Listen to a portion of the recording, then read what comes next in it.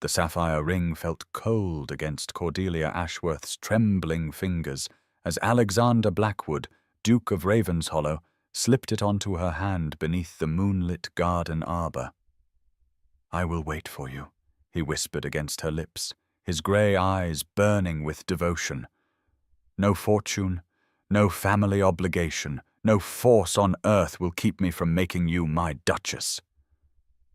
2 years later, standing frozen in Lady Pemberton's glittering ballroom, Cordelia watched in horror as that same man announced his engagement to another woman.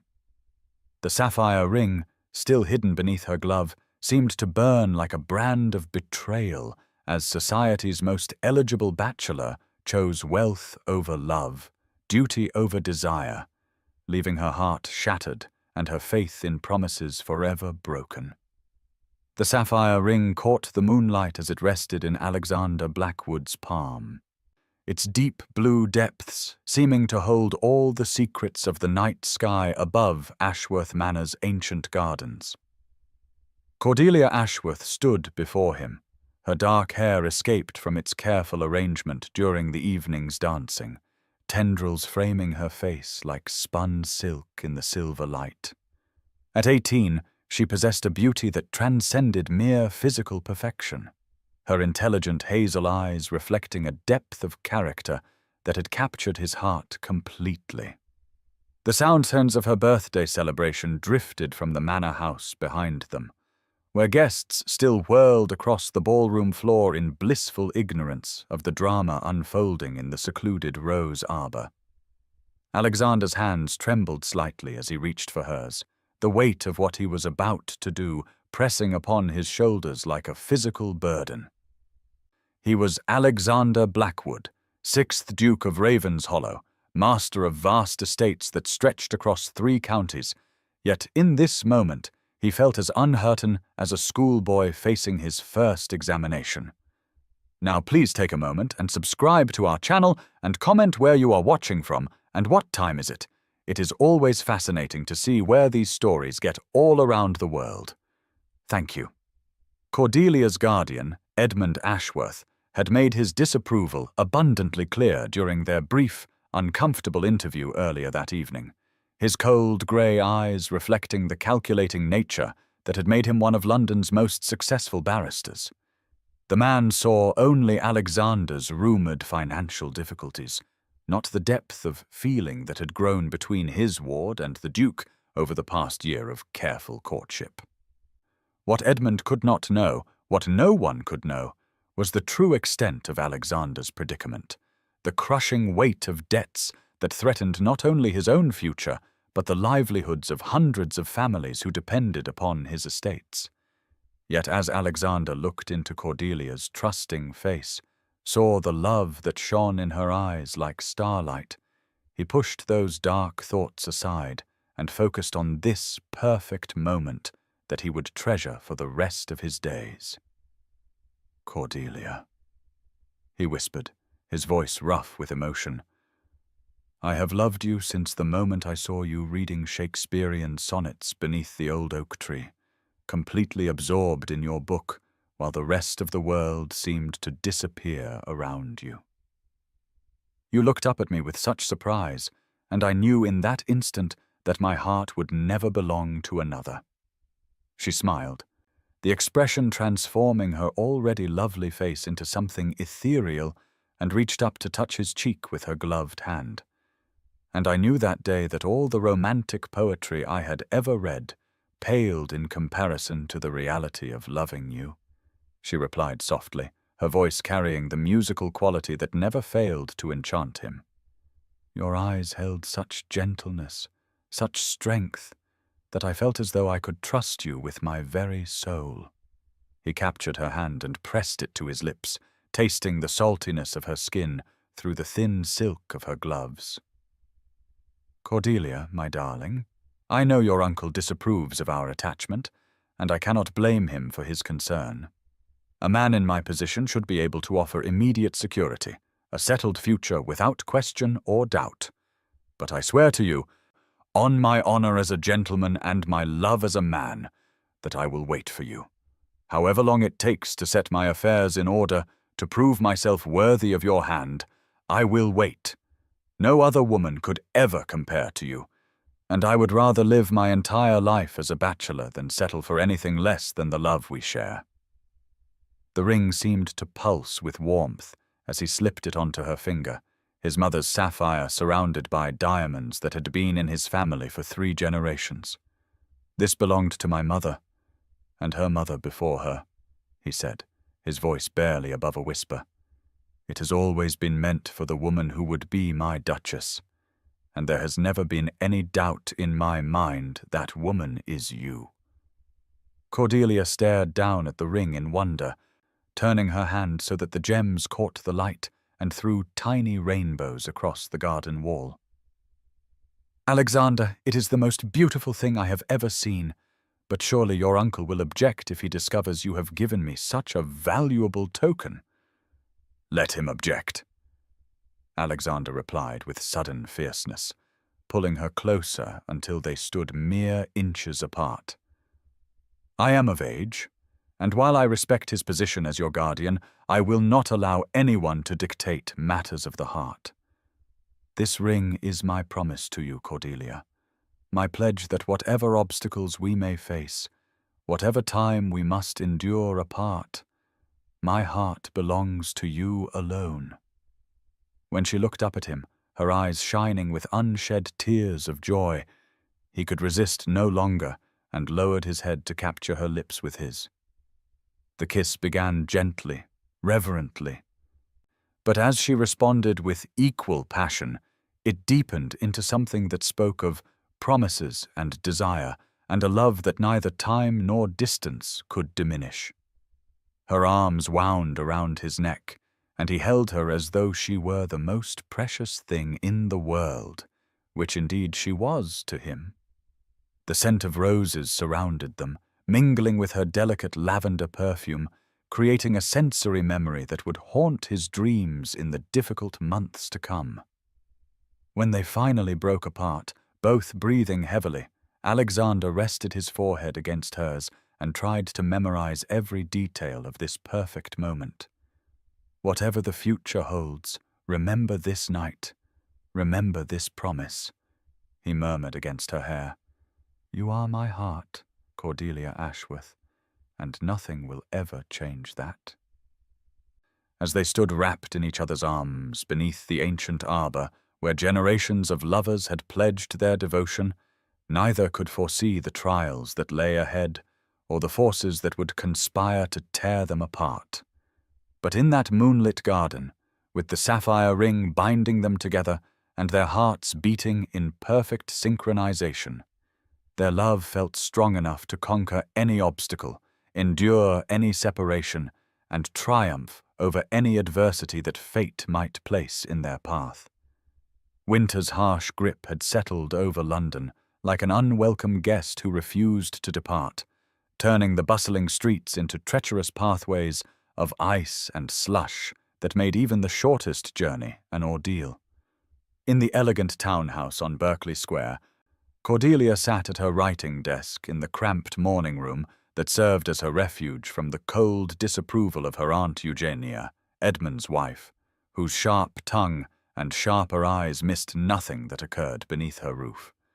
6 months had passed since that magical night in the garden at Ashworth Manor. 6 months since Alexander had slipped his mother's ring onto her finger and promised to wait for her, no matter what obstacles they might face.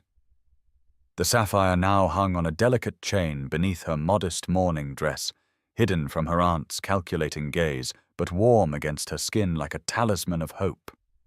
She had written to Alexander every week without fail, pouring her heart onto paper with the passionate eloquence that came naturally when addressing the man she loved above all others. Yet not a single letter had received a reply, and with each passing day the silence grew more ominous, more inexplicable,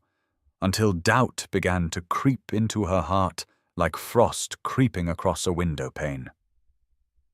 "Dear Alexander," she wrote in her careful script, praying that this letter would somehow reach him when all the others had apparently failed. "I cannot understand why you have not responded to my previous correspondence, but I must believe there is some reasonable explanation for your silence. Perhaps my uncle has been more successful in his efforts to separate us than we anticipated. Or perhaps affairs at your estate require your complete attention. Whatever the reason, please know that my feelings remain unchanged, that I count the days until we can be together again, and that I wear your ring close to my heart as a reminder of the promises we made beneath the stars. The pen trembled in her hand as she continued, fighting back tears that threatened to betray the composure she struggled to maintain in this house, where every emotion was scrutinized and catalogued for future use against her. Meanwhile, in his study at Ravenshollow Castle, Alexander sat hunched over his ledgers like a condemned man reviewing the charges against him, the columns of figures blurring before his eyes as the magnitude of his financial catastrophe became increasingly clear. His estate manager, the reliable and unflappable Higgins, who had served the family for 30 years, stood beside the massive oak desk with the sort of expression typically reserved for funeral preparations. "Your Grace," Higgins said carefully. His weathered hands clasped behind his back.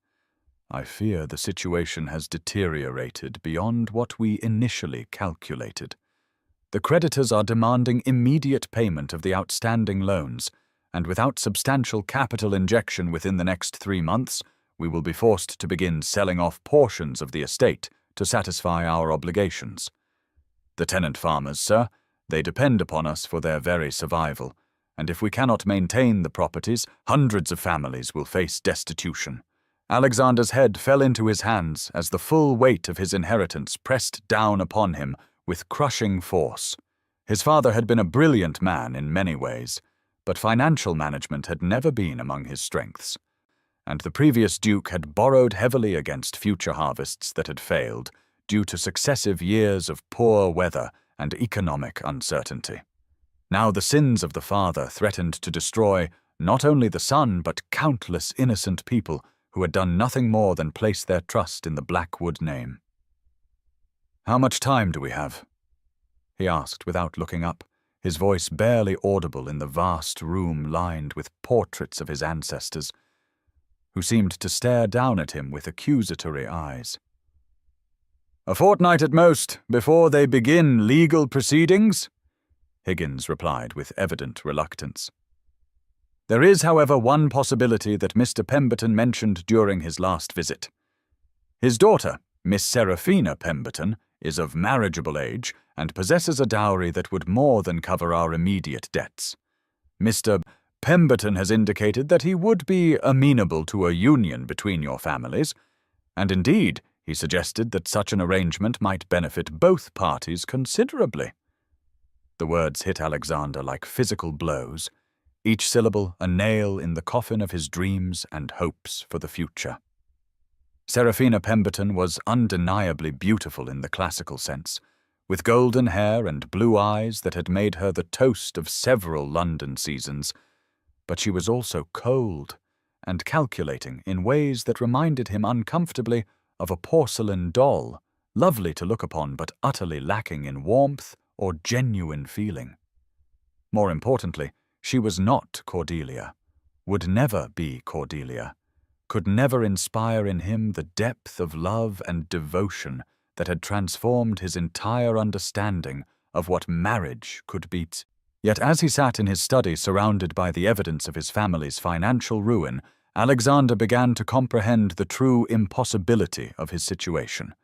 To marry Cordelia would mean condemning her to a life of genteel poverty as his estates crumbled around them, forcing her to watch as families who had served his family for generations were turned out of their homes because of his inability to provide for them. To marry Seraphina Pemberton would mean betraying the most sacred promise he had ever made, breaking the heart of the woman he loved more than his own life, but it would also mean preserving the livelihoods of hundreds of innocent people who had committed no sin other than trusting in his ability to protect them. As snow began to fall outside his window, each flake like a tear shed by heaven itself,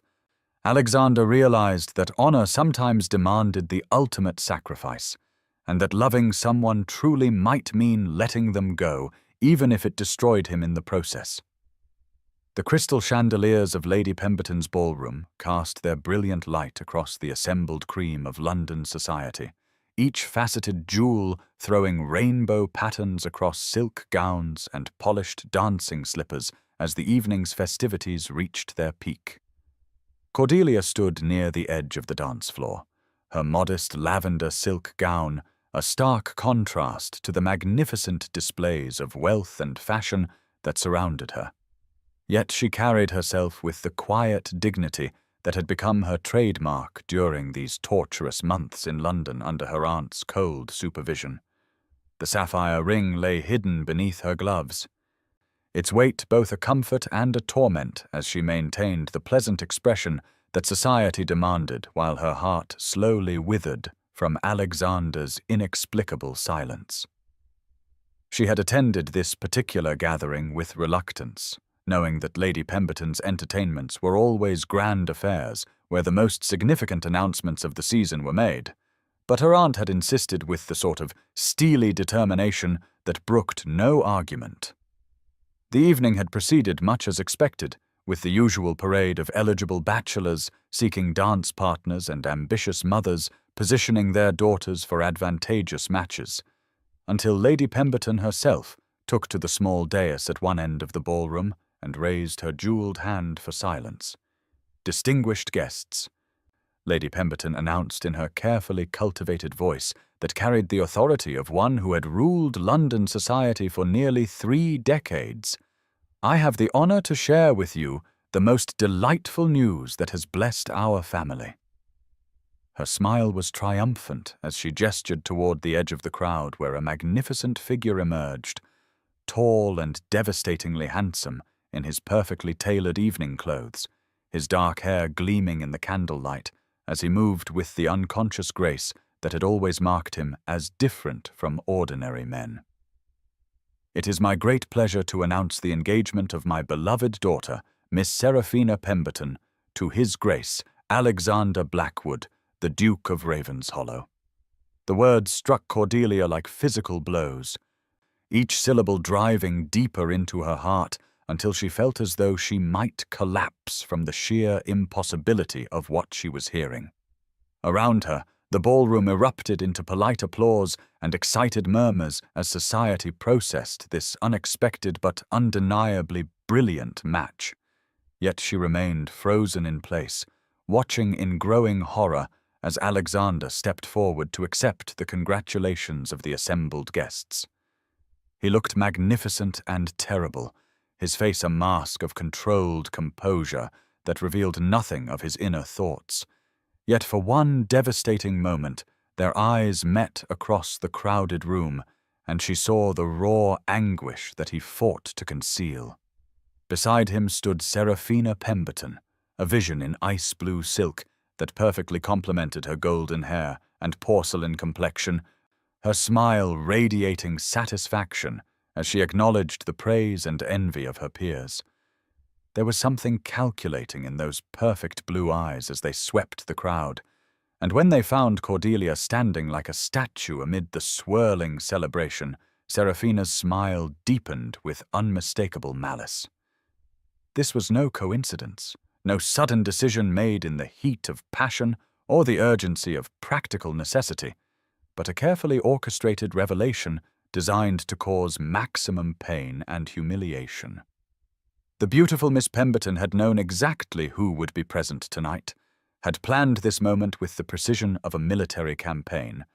and was now savoring her victory with the cold satisfaction of a predator who had successfully cornered its prey. Cordelia forced herself to breathe,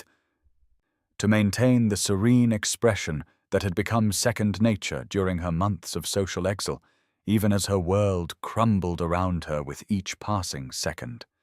She could feel the eyes of the other guests upon her, some filled with pity, others with cruel curiosity, as they waited to see how the poor relation would react to this devastating blow to whatever foolish hopes she might have harbored. The sapphire ring seemed to burn against her skin beneath its concealment, a brand of shame and broken promises that mocked her naive faith in love and constancy. Yet even as her heart shattered into 1,000 irreparable fragments, Cordelia summoned the strength that had sustained her through years of dependence and uncertainty. The quiet resilience that her parents had instilled in her before their untimely deaths had left her at the mercy of others' charity. She would not give these people the satisfaction of witnessing her complete destruction, would not allow Seraphina Pemberton the triumph of seeing her rival collapse in public humiliation. With movements that appeared perfectly natural to any casual observer, she made her way toward the refreshment table, accepting a glass of champagne from a passing footman and lifting it to her lips as though she had not a care in the world. The liquid tasted like ashes, but she forced herself to swallow, to nod and smile at the appropriate moments as other guests offered their observations about the surprising match. "How romantic it must be," whispered Lady Hartwell to her companion, "though I confess I always thought His Grace seemed rather devoted to some mysterious lady from the countryside." "Perhaps it was merely a summer flirtation," replied her friend with the sort of knowing smile that suggested she relished the opportunity to dissect other people's romantic disappointments. A man in his position must ultimately choose with his head rather than his heart, and Miss Pemberton is undeniably a superior match in every practical regard. The hours that followed passed in a haze of forced normalcy as Cordelia endured the remainder of the evening with the stoic determination of a soldier facing enemy fire, smiling and conversing and dancing with partners whose names she forgot the moment they spoke them, all while the devastating reality of Alexander's betrayal burned through her consciousness like acid. When her aunt finally declared their departure, Cordelia followed her to their carriage with grateful relief, settling back against the velvet cushions and closing her eyes as though she could somehow shut out the memory of what she had witnessed. Yet Aunt Eugenia was not finished with her torture, and as their carriage rolled through the darkened streets toward Berkeley Square, she began to speak with the sort of calculated cruelty that had made her feared throughout London society. "Well, my dear, I trust tonight's entertainment has finally opened your eyes to the realities of your situation," she said with false sympathy that fooled no one. "His Grace has chosen as any sensible man would choose, securing his family's future with a bride who brings both beauty and fortune to the match. You were naive to imagine that a few stolen moments in a garden could lead to anything more substantial than a brief dalliance." Cordelia kept her eyes closed and her hands folded in her lap, refusing to give her aunt the satisfaction of a response. But Eugenia was far from finished with her revelations. "Of course, Edmund has been instrumental in helping His Grace see reason," she continued with evident satisfaction. "When the Duke's financial difficulties became known to certain circles, your uncle took it upon himself to ensure that no inappropriate correspondence reached you that might have complicated matters unnecessarily. A gentleman in such circumstances needs to make practical decisions without the distraction of sentimental attachments that serve no useful purpose." The truth hit Cordelia with the force of a physical blow,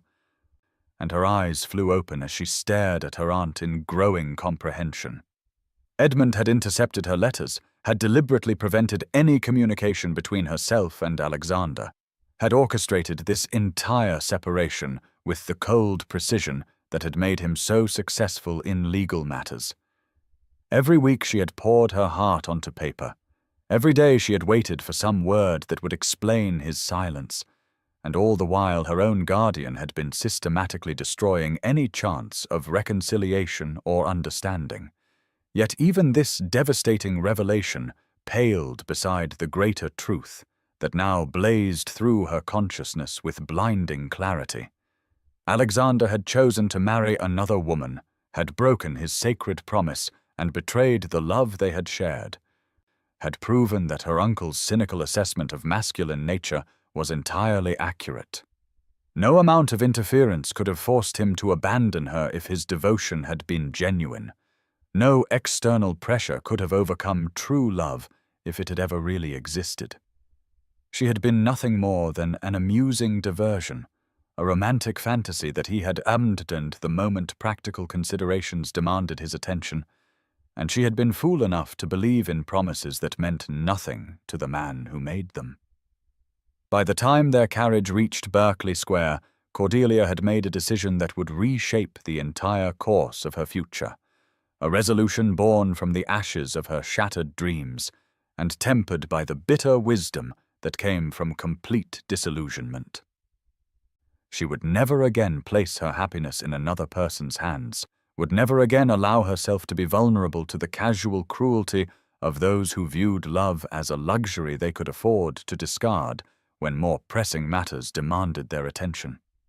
If she was truly alone in the world, dependent on no one but herself for security and contentment, then she would forge a life that required nothing from anyone else, that could not be destroyed by broken promises or betrayed trust. The naive girl who had danced in moonlit gardens and believed in fairy tale endings had died tonight in Lady Pemberton's ballroom, and in her place stood a woman who understood that survival required strength, independence, and the absolute refusal to hope for anything beyond what her own efforts could provide. 2 years passed with the relentless precision of a clock marking time that could never be recovered. 2 years during which Cordelia transformed herself from a heartbroken girl into a woman whose reputation for intelligence, discretion, and quiet competence had made her one of the most sought-after companions in London society. She had refused her uncle's grudging offer of continued charity, choosing instead to seek employment with families who valued education and refinement in those who guided their children's development. Her first position with Lady Worthington had led to recommendations that opened doors to increasingly prestigious households, until she found herself established as companion to the elderly Dowager Countess of Bramhall, whose sharp wit and extensive library provided both intellectual stimulation and genuine affection that helped heal the wounds that Alexander's betrayal had left upon her soul. She had moved through these 2 years with deliberate purpose, building a life that was entirely her own creation, free from the interference of scheming relatives or the false promises of faithless lovers.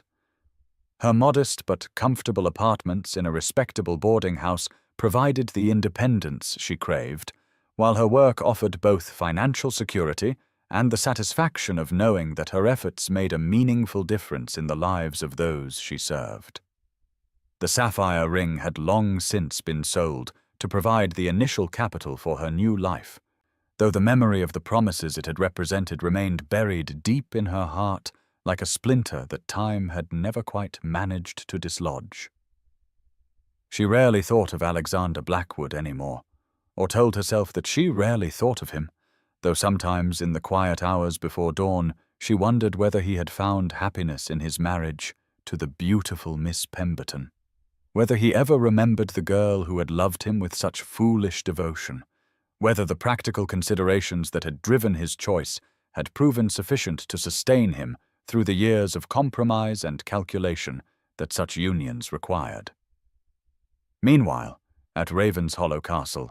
Alexander moved through his days like a man serving a life sentence for crimes he could neither deny nor fully explain, managing his estates with competent efficiency, while his marriage to Seraphina provided all the financial security and social advancement that their respective families had desired. She was everything that a duke's wife should be, beautiful and accomplished, and perfectly versed in the intricate demands of their elevated position, yet their relationship remained as cold and formal as a business partnership designed to maximize mutual benefit while minimizing emotional risk. They maintained separate bedchambers and separate interests, coming together only when social obligations demanded a united front, and Alexander often wondered whether this hollow existence was the price that all men of his station paid for the privilege of preserving their ancestral responsibilities. In his private study,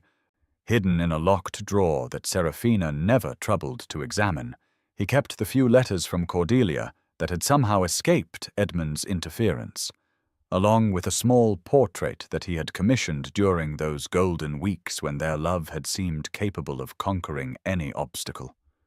Sometimes, in the darkest hours of sleepless nights, he would read her words again and remember what it felt like to be loved completely and without reservation, to believe that two hearts could beat in perfect harmony despite the chaos and calculation that surrounded them. Yet such indulgences were dangerous luxuries that he could rarely afford, and he had learned to bury his regrets beneath layers of duty and resignation that protected him from the constant ache of what might have been. It was therefore with considerable surprise that both Alexander and Cordelia received invitations to a house party at Thornfield Park, the estate of Lord and Lady Pembroke, whose connections to both families made their inclusion natural enough, while their mutual ignorance of each other's attendance promised an encounter that neither could have anticipated or prepared for adequately. The ancient oaks of Thornfield Park stretched their gnarled branches against the October sky like the arms of elderly dancers frozen in eternal performance, their golden leaves creating a tapestry of warmth that belied the chill in the autumn air as carriages rolled up the circular drive, delivering guests to Lord and Lady Pembroke's celebrated house party. Cordelia sat quietly in the corner of the hired coach. Her travelling dress of deep emerald wool, modest yet elegant, her composure carefully maintained as she contemplated the week ahead in the company of people whose world she had once thought to join as an equal rather than as a paid companion to the aging Lady Thornbury. 2 years had wrought remarkable changes in her appearance and bearing, transforming the naive girl who had believed in garden promises into a woman whose quiet confidence spoke of hard-won independence and strength forged in the fires of disappointment and betrayal. Her figure had matured into graceful curves that no amount of modest dressing could entirely conceal, while her face had acquired the sort of refined beauty that came from intelligence and experience rather than mere youth and hope. She had accepted Lady Thornbury's invitation to accompany her to this gathering with mixed feelings, knowing that such events often brought together the very people she had spent 2 years learning to forget, yet unable to resist the opportunity to see how the other half of her former world had fared in the time since she had been cast out of paradise through her own foolish romanticism and others' calculated interference. As their carriage drew to a halt before the imposing facade of Thornfield Park, Cordelia gathered her reticule and prepared to face whatever ghosts might await her in the grand halls and manicured gardens of one of England's most magnificent estates. The butler who greeted their arrival possessed the sort of dignified bearing that came from decades of service to the highest echelons of society, and he directed them toward the main drawing room where afternoon tea was being served to the assembled guests with all the ceremony that such gatherings demanded.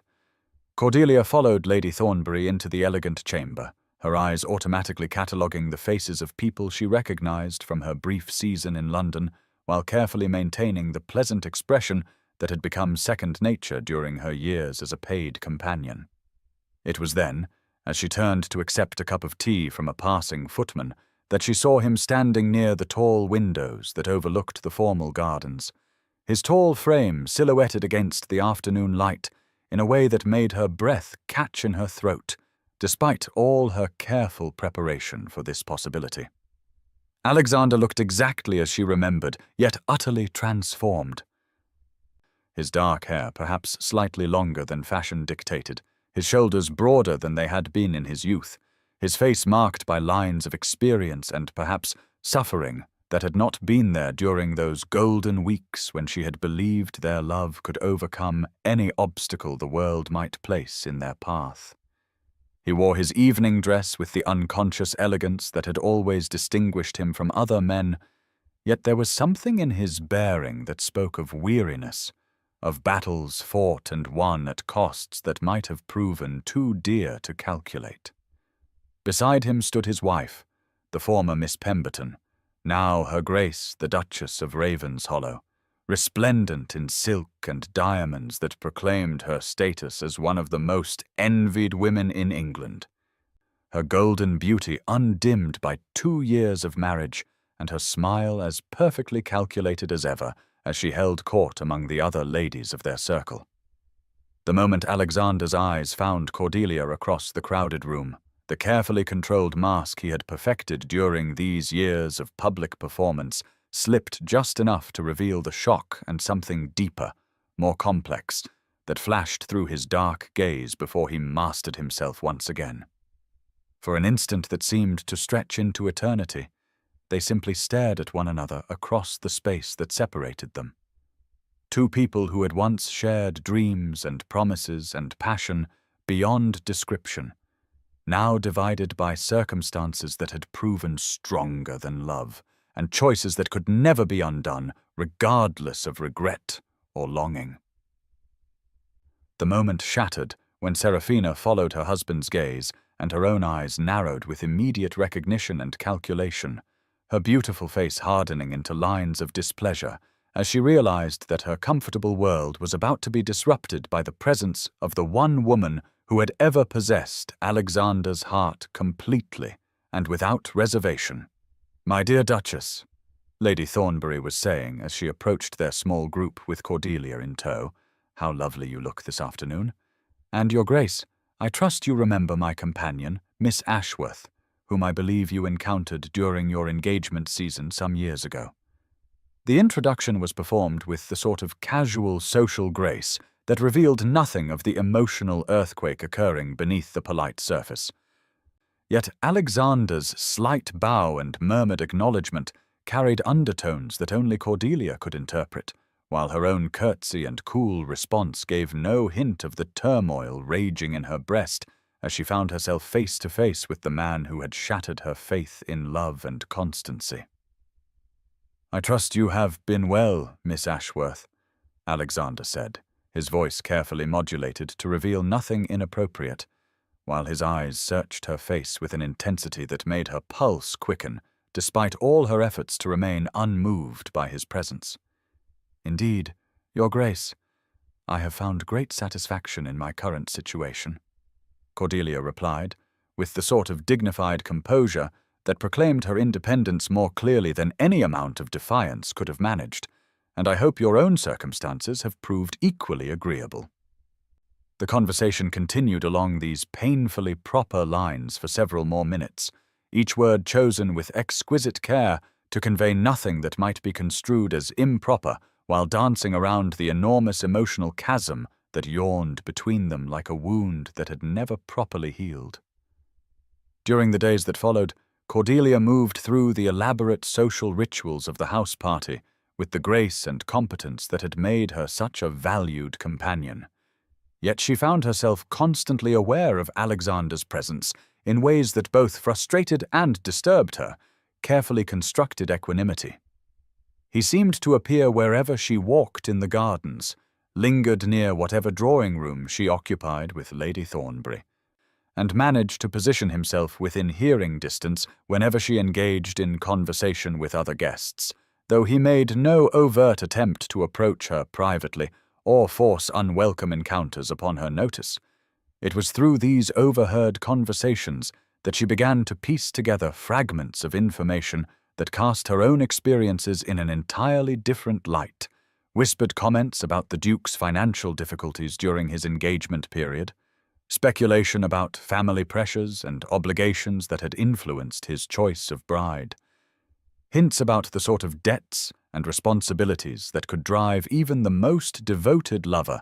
to make impossible choices between personal happiness and duty to others who depended upon his decisions. Lady Worthington, her former employer who had arrived the previous day, proved particularly enlightening during an afternoon stroll through the rose gardens, when she remarked with characteristic bluntness that she had always thought it tragic how young men of fortune were forced to sacrifice their hearts for the sake of their estates and dependents. The poor Duke seemed positively haunted during his engagement, she confided to Cordelia, as they paused beside a marble fountain whose gentle splash provided cover for their conversation. One heard whispers that his estates were mortgaged beyond belief, that hundreds of tenant families faced destitution if he could not secure immediate relief through an advantageous marriage. Not that it excuses abandoning true affection, of course, but one does understand the impossible position such circumstances create for a man of honor and conscience.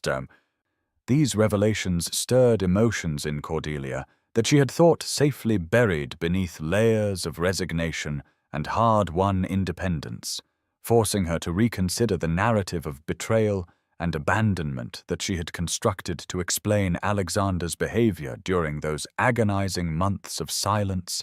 and uncertainty. Perhaps his choice had not been the casual discarding of inconvenient sentiment that she had imagined, but rather the sort of agonizing sacrifice that honor sometimes demanded when personal happiness conflicted with responsibilities too great to ignore without condemning innocent people to suffering and loss. Yet even as understanding began to dawn, the hurt and anger of those terrible months when she had believed herself forgotten and discarded remained too deep and painful to be easily dismissed or forgiven, leaving her caught between the woman she had become through necessity and the girl who had once loved without reservation or doubt. It was during the third evening of the house party, as guests gathered in the music room for an impromptu concert, that Serafina made her move with the calculating precision that had always characterized her approach to potential threats to her position and security. She had observed the undercurrents of tension and unresolved emotion that swirled around her husband whenever Miss Ashworth appeared, and she had decided that decisive action was required to eliminate this disruption to her carefully ordered existence. Rising from her place beside the pianoforte, where a young lady was rendering a particularly challenging piece by Mozart, Serafina moved with deliberate grace to where Cordelia sat with Lady Thornbury near the back of the room, her smile radiating the sort of false warmth that fooled no one who possessed even minimal powers of observation. "Miss Ashworth," she said in a voice that carried clearly through the chamber, despite the ongoing musical performance, "what a delightful surprise to encounter you again after all this time. I trust you have found your new circumstances agreeable after your family's unfortunate financial reversals made your previous expectations quite impossible to maintain." The calculated cruelty of the comment was designed to humiliate and diminish, to remind everyone present of Cordelia's reduced circumstances, while positioning Serafina herself as the victor in whatever competition she imagined had existed between them. Yet the attack backfired spectacularly when Lady Thornbury rose to her full, admittedly modest height and fixed the Duchess with a stare that could have frozen champagne in July. "My dear Duchess," she replied in a voice that dripped with aristocratic disdain, "I fear your information is somewhat outdated.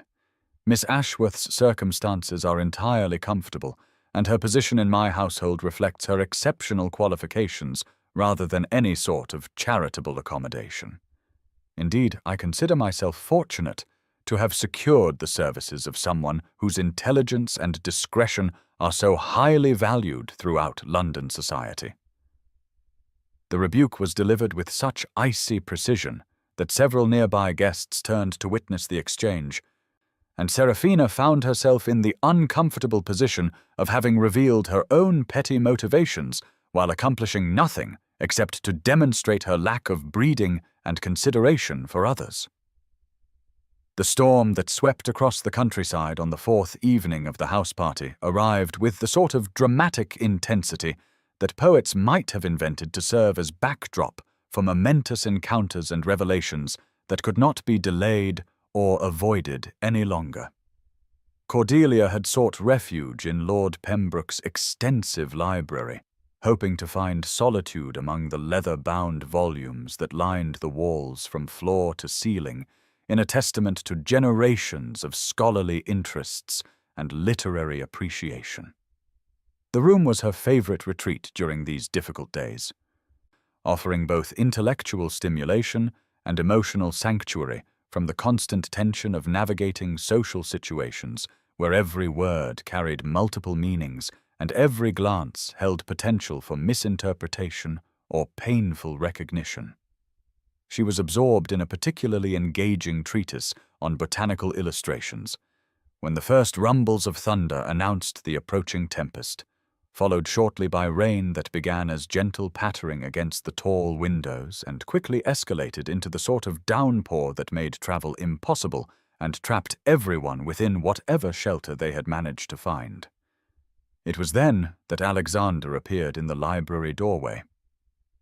His hair slightly disheveled from his hasty retreat from the gardens where he had been walking in an attempt to escape the suffocating atmosphere of forced sociability that characterized these gatherings, his eyes holding the sort of desperate determination that suggested he had finally reached the limits of his endurance for polite pretense and meaningless conversation. "Cordelia," he said simply, his voice rough with emotions too long suppressed,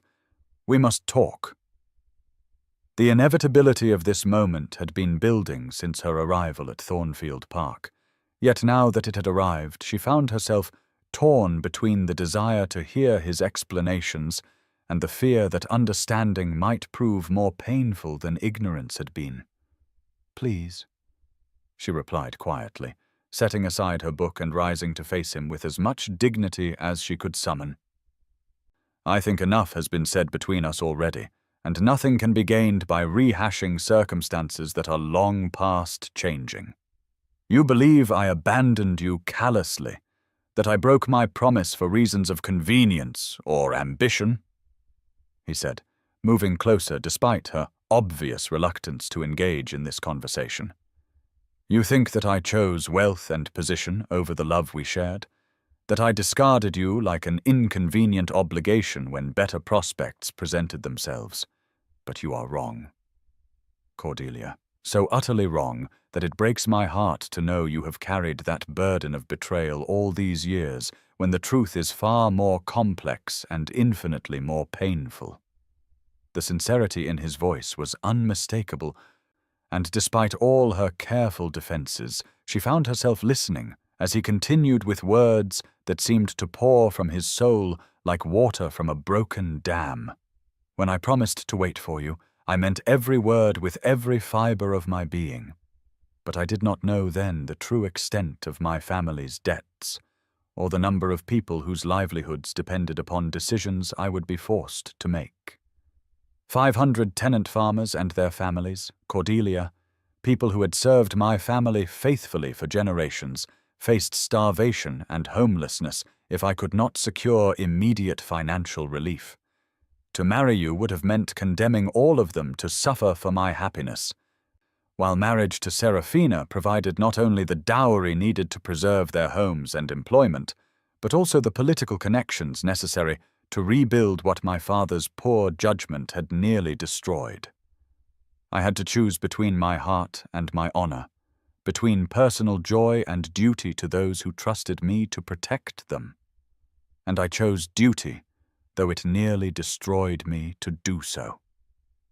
His words hit her with the force of physical blows, each revelation adding another layer to her understanding of the impossible situation he had faced.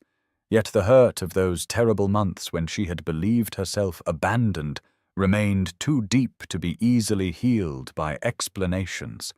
however sincere they might be. "And what of my letters?"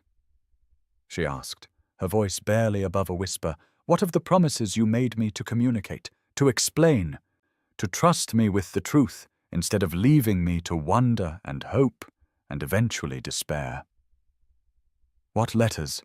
he replied with such obvious confusion that her heart began to race with new possibilities and terrible suspicions. "I received nothing from you after I left Hampshire. Nothing that might have made this unbearable choice slightly more bearable by allowing me to explain my circumstances and beg your forgiveness for what I was about to do." The days following the library revelation moved with the inexorable weight of fate itself, each sunrise bringing new opportunities for stolen glances and whispered conversations that both Alexander and Cordelia knew they should avoid, yet found themselves powerless to resist, like moths drawn to a flame that promised beauty even as it threatened destruction. The knowledge of Edmund's treachery and the true circumstances surrounding Alexander's marriage had shifted the very foundation of Cordelia's understanding, transforming her carefully constructed narrative of betrayal into something far more complex and morally ambiguous that left her struggling to reconcile her newfound sympathy with the bitter lessons of independence she had learned during 2 years of deliberate isolation from such dangerous emotions. She found herself watching Alexander with new eyes during the various entertainments that filled their days, seeing not the callous fortune hunter she had imagined him to be, but rather a man carrying the weight of impossible choices and their inevitable consequences, his every gesture shadowed by the sort of profound sadness that came from sacrificing personal happiness for the welfare of others who could never fully understand the price he had paid on their behalf. Yet even as understanding blossomed between them like flowers after a long winter, the reality of his marriage to Seraphina remained an insurmountable barrier that made their growing emotional intimacy both more precious and more dangerous with each passing hour. During morning walks through the estate's magnificent gardens, they would find themselves naturally gravitating toward one another, despite their best intentions to maintain proper distance, their conversations flowing with the sort of easy familiarity that spoke of deep connection and shared understanding, yet always carefully avoiding the subjects that might lead them into territory where honor and desire would come into direct and irreconcilable conflict. Alexander spoke of his work improving conditions for his tenants, his voice warming with genuine satisfaction as he described new schools and modernized cottages that his marriage settlement had made possible, while Cordelia shared her own experiences as a companion, the small triumphs and satisfactions that had helped her build a life of purpose and dignity despite the circumstances that had driven her from her original expectations. There was something both healing and heartbreaking about these exchanges, the gradual rebuilding of trust and affection between two people who had once shared dreams of a very different future, yet who were now separated by circumstances that made any renewal of their former relationship impossible to contemplate without betraying the very principles that had shaped their characters and guided their most difficult decisions. Lady Pembroke, whose keen eyes missed very little of what transpired under her roof, had taken it upon herself to serve as both observer and gentle guide during these treacherous days, recognizing in Cordelia a kindred spirit who valued integrity above convenience, and in Alexander a man whose essential goodness had been tested but not destroyed by the harsh realities of his position. She arranged their encounters with subtle skill, ensuring that they had opportunities for private conversation while also providing the sort of wise counsel that might help them navigate the dangerous waters of renewed affection without compromising their honor or causing scandal that could destroy them both.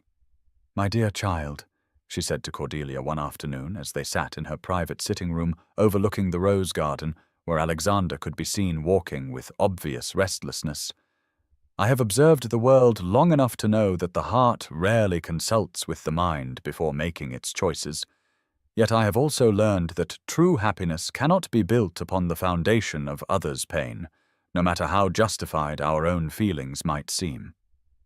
She spoke with the authority of someone who had herself faced similar trials, whose own marriage had been arranged for practical reasons, yet had eventually blossomed into genuine affection through patience, compromise, and the gradual recognition that duty and love need not be mutually exclusive if both parties possessed sufficient wisdom and goodwill. "The greatest test of our character," Lady Pembroke continued, "comes not when we face obvious choices between right and wrong,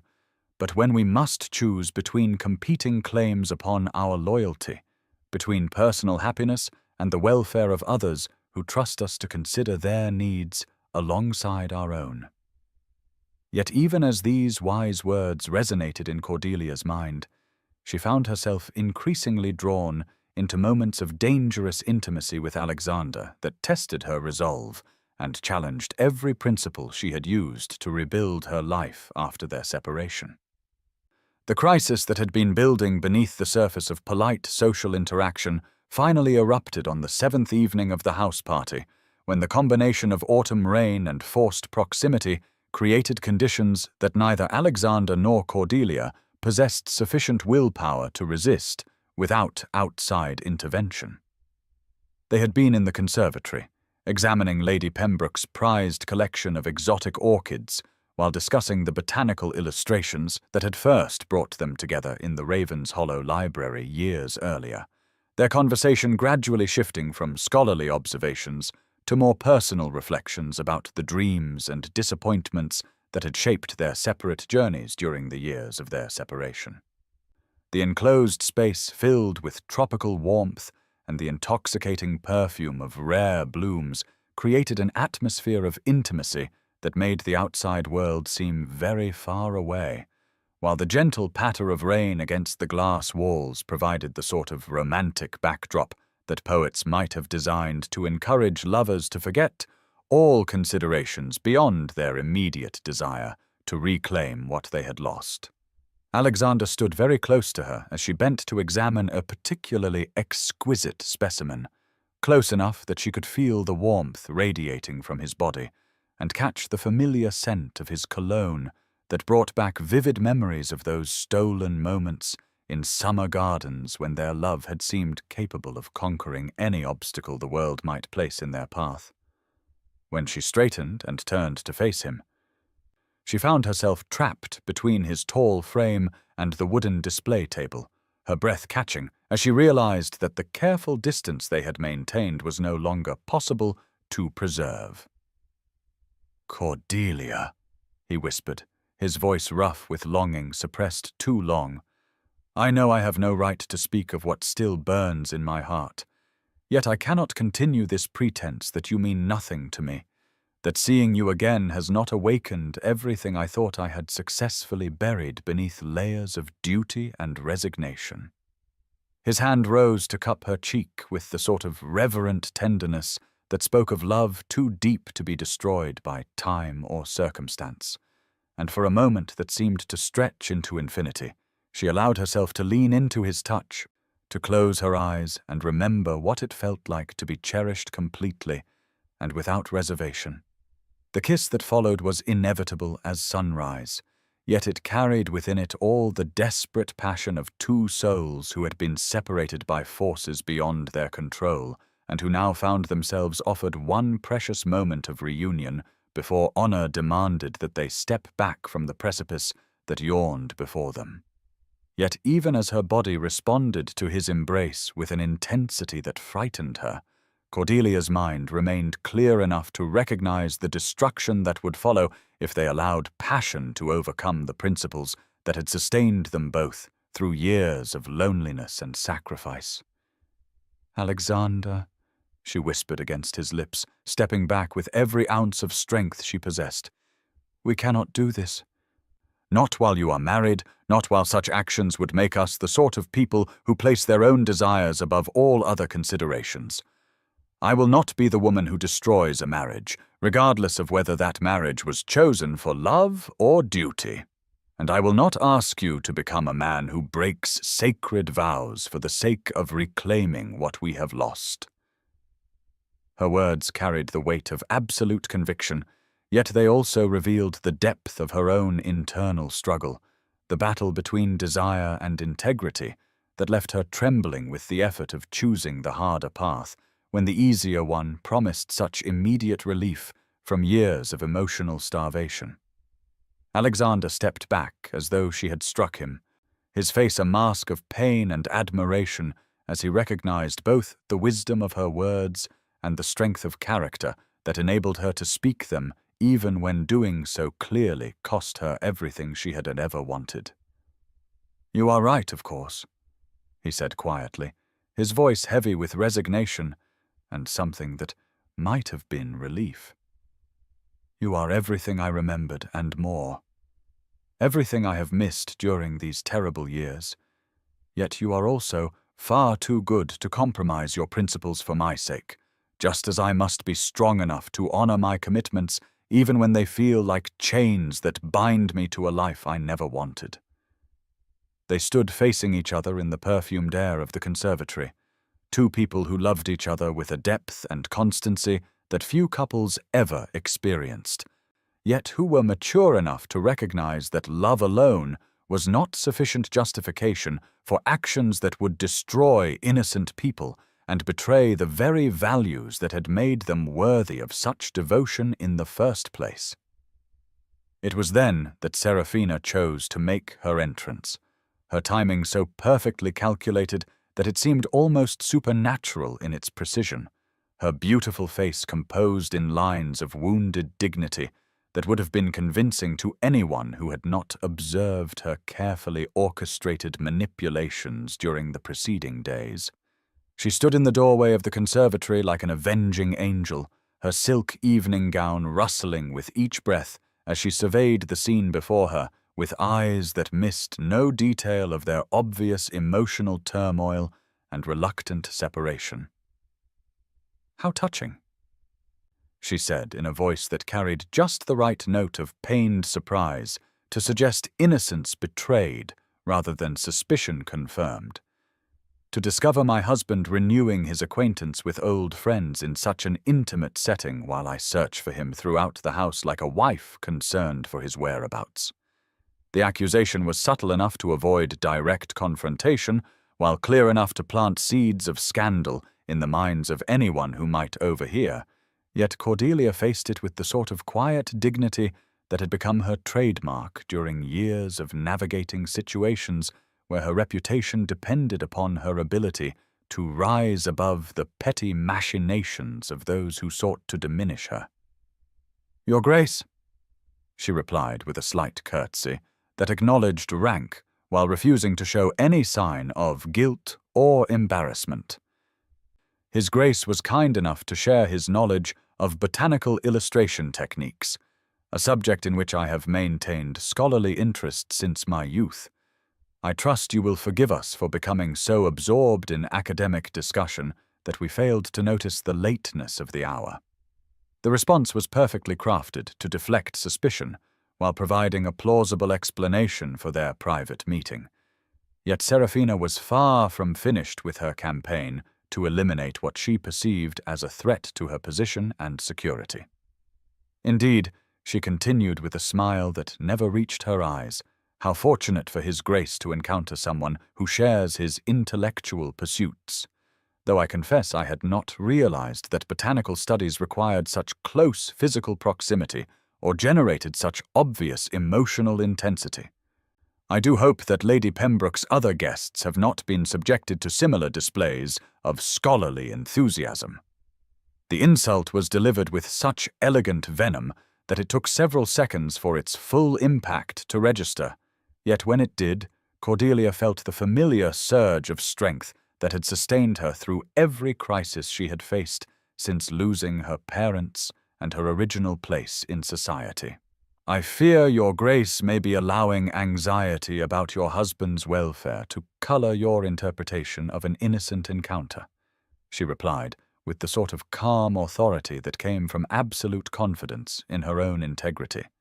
though I certainly understand how a wife might feel concerned when unable to locate her spouse during a social gathering. Perhaps in future it would be wise to establish some system of communication that would prevent such misunderstandings from arising. The suggestion was delivered with such apparent helpfulness that Serafina found herself momentarily speechless, having expected either defensive denials or guilty acknowledgments, rather than the sort of mature response that made her own behavior seem petty and suspicious by comparison. Yet she was far from defeated, and the events of the following evening would prove that desperation could drive even the most calculating person to acts of recklessness that revealed the true depths of their character, while setting in motion consequences that no one could have anticipated or controlled. The discovery that would change everything came not through deliberate investigation, but through the sort of accident that fate seemed to engineer when circumstances reached their inevitable breaking point. A moment of pure chance that revealed truths carefully hidden beneath layers of deception and manipulation, designed to protect secrets that could destroy lives and reputations with their revelation. Cordelia had been returning a borrowed book to the library when she noticed that Serafina had left her reticule behind on one of the reading tables, its contents partially spilled in a way that suggested hasty departure, or perhaps the sort of nervous agitation that had characterized the Duchess's behavior throughout the house party. Her first instinct was to gather the scattered items and deliver them discreetly to their owner. Yet, as she began collecting the various feminine articles that had fallen from the elegant beaded bag, her attention was caught by several folded documents bearing official seals and the sort of formal script that suggested legal or financial importance. She had not intended to examine them closely, yet the heading of one particular paper made her pause in recognition, for it bore the name of the Ravens Hollow estate agent, whose signature she remembered from documents her father had shown her years earlier when explaining the complexities of large property management. What she read in those stolen moments of horrified fascination was evidence of systematic theft on a scale that staggered her understanding, carefully forged authorizations for the sale of valuable estate assets, receipts for transactions that diverted funds meant for tenant improvements into private accounts, and detailed records of a deception so elaborate that it must have required months of careful planning and execution. The amounts involved were staggering, representing not merely personal enrichment, but the wholesale looting of resources that Alexander believed were being used to fulfill his promises to the families who depended upon his estate for their livelihoods. Each document told part of a larger story of betrayal that went far beyond mere marital unhappiness, revealing Serafina as someone capable of destroying the very foundations of trust and security that made civilized society possible. As Cordelia read through the damning evidence, her mind reeled with the implications not only for Alexander, but for the hundreds of tenant families whose welfare had been sacrificed to fund what appeared to be gambling debts of truly astronomical proportions. The records showed payments to notorious gaming houses and moneylenders, whose reputations were known even to someone of her limited experience with the seamier aspects of London society, suggesting that Serafina's elegant composure masked an addiction that had driven her to increasingly desperate measures to maintain her lifestyle while concealing the true extent of her financial recklessness. Yet even as anger rose in Cordelia's throat at the magnitude of this betrayal, she found herself faced with a moral dilemma that had no easy resolution, for exposing these crimes would certainly destroy Serafina, but might also create a scandal that could ruin Alexander's reputation and destroy his ability to fulfill his obligations to those who depended upon him. She stood frozen in the library, the incriminating documents trembling in her hands as she wrestled with questions that seemed to have no right answers, wondering whether justice demanded exposure regardless of consequences, or whether protecting Alexander's position might serve the greater good, even if it meant allowing Serafina's crimes to continue unpunished. The sound of approaching footsteps forced her to make an immediate decision, and she quickly gathered the papers and tucked them inside her own reticule just as Serafina herself appeared in the doorway. Her beautiful face composed, but her eyes holding the sort of desperate wariness that suggested she suspected exactly what had been discovered in her moment of carelessness. The confrontation that followed was unlike anything Cordelia had ever experienced. A verbal duel conducted with the sort of deadly politeness that characterized conflicts between people of breeding who understood that true warfare could be waged with words and implications rather than crude accusations or emotional displays. "I believe you may have something that belongs to me," Serafina said, her voice carrying just enough steel to suggest that pretense was no longer possible while maintaining the fiction that this remained a civilized conversation between ladies. "Indeed," Cordelia replied, her own tone carefully neutral as she faced the woman whose crimes she now understood in their full, horrifying scope. "I was attempting to return your reticule when some of its contents spilled, and I fear I may have inadvertently gathered more than I intended in my haste to restore your property to good order." The dance of words continued for several minutes, each woman testing the other's knowledge and resolve, while avoiding direct statements that might force immediate crisis or irrevocable commitment to positions from which retreat would be impossible. Yet gradually it became clear that pretense was futile, that Cordelia's expression revealed too much understanding for Serafina to maintain her innocence, just as Serafina's increasing desperation made it obvious that the accusations implicit in their exchange were entirely accurate. "Very well," Serafina said at last, abandoning all pretense of dignity as she sank into a nearby chair with the sort of defeated posture that revealed the exhaustion of maintaining deceptions that had grown too complex to sustain any longer. "You have discovered my secret, and now you hold my fate in your hands, though I wonder if you truly understand the full complexity of the situation you have stumbled into so accidentally." She spoke then with the sort of bitter honesty that sometimes emerged when people found themselves with nothing left to lose,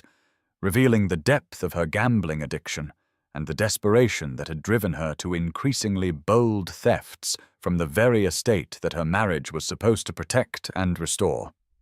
"I never loved your precious Alexander," she continued, with a laugh that held no humor whatsoever. "Nor did he love me, though he was gentleman enough to treat me with courtesy and respect, even when our marriage bed became a source of mutual disappointment and regret. We married for practical reasons, he to save his tenants, and I to escape creditors who had grown impatient with my father's promises to cover my gaming debts. Yet even his generous marriage settlement proved insufficient to satisfy obligations that continued to grow with each desperate attempt to win back what I had already lost." The confession poured from her like poison from a wound, each revelation adding new layers to Cordelia's understanding of the web of deception and desperation that had trapped them all in circumstances none of them had chosen yet, from which escape seemed almost impossible to achieve. "I can offer you something," Serafina said suddenly, her voice taking on the calculating tone of someone accustomed to bargaining for advantage, even in the most desperate circumstances.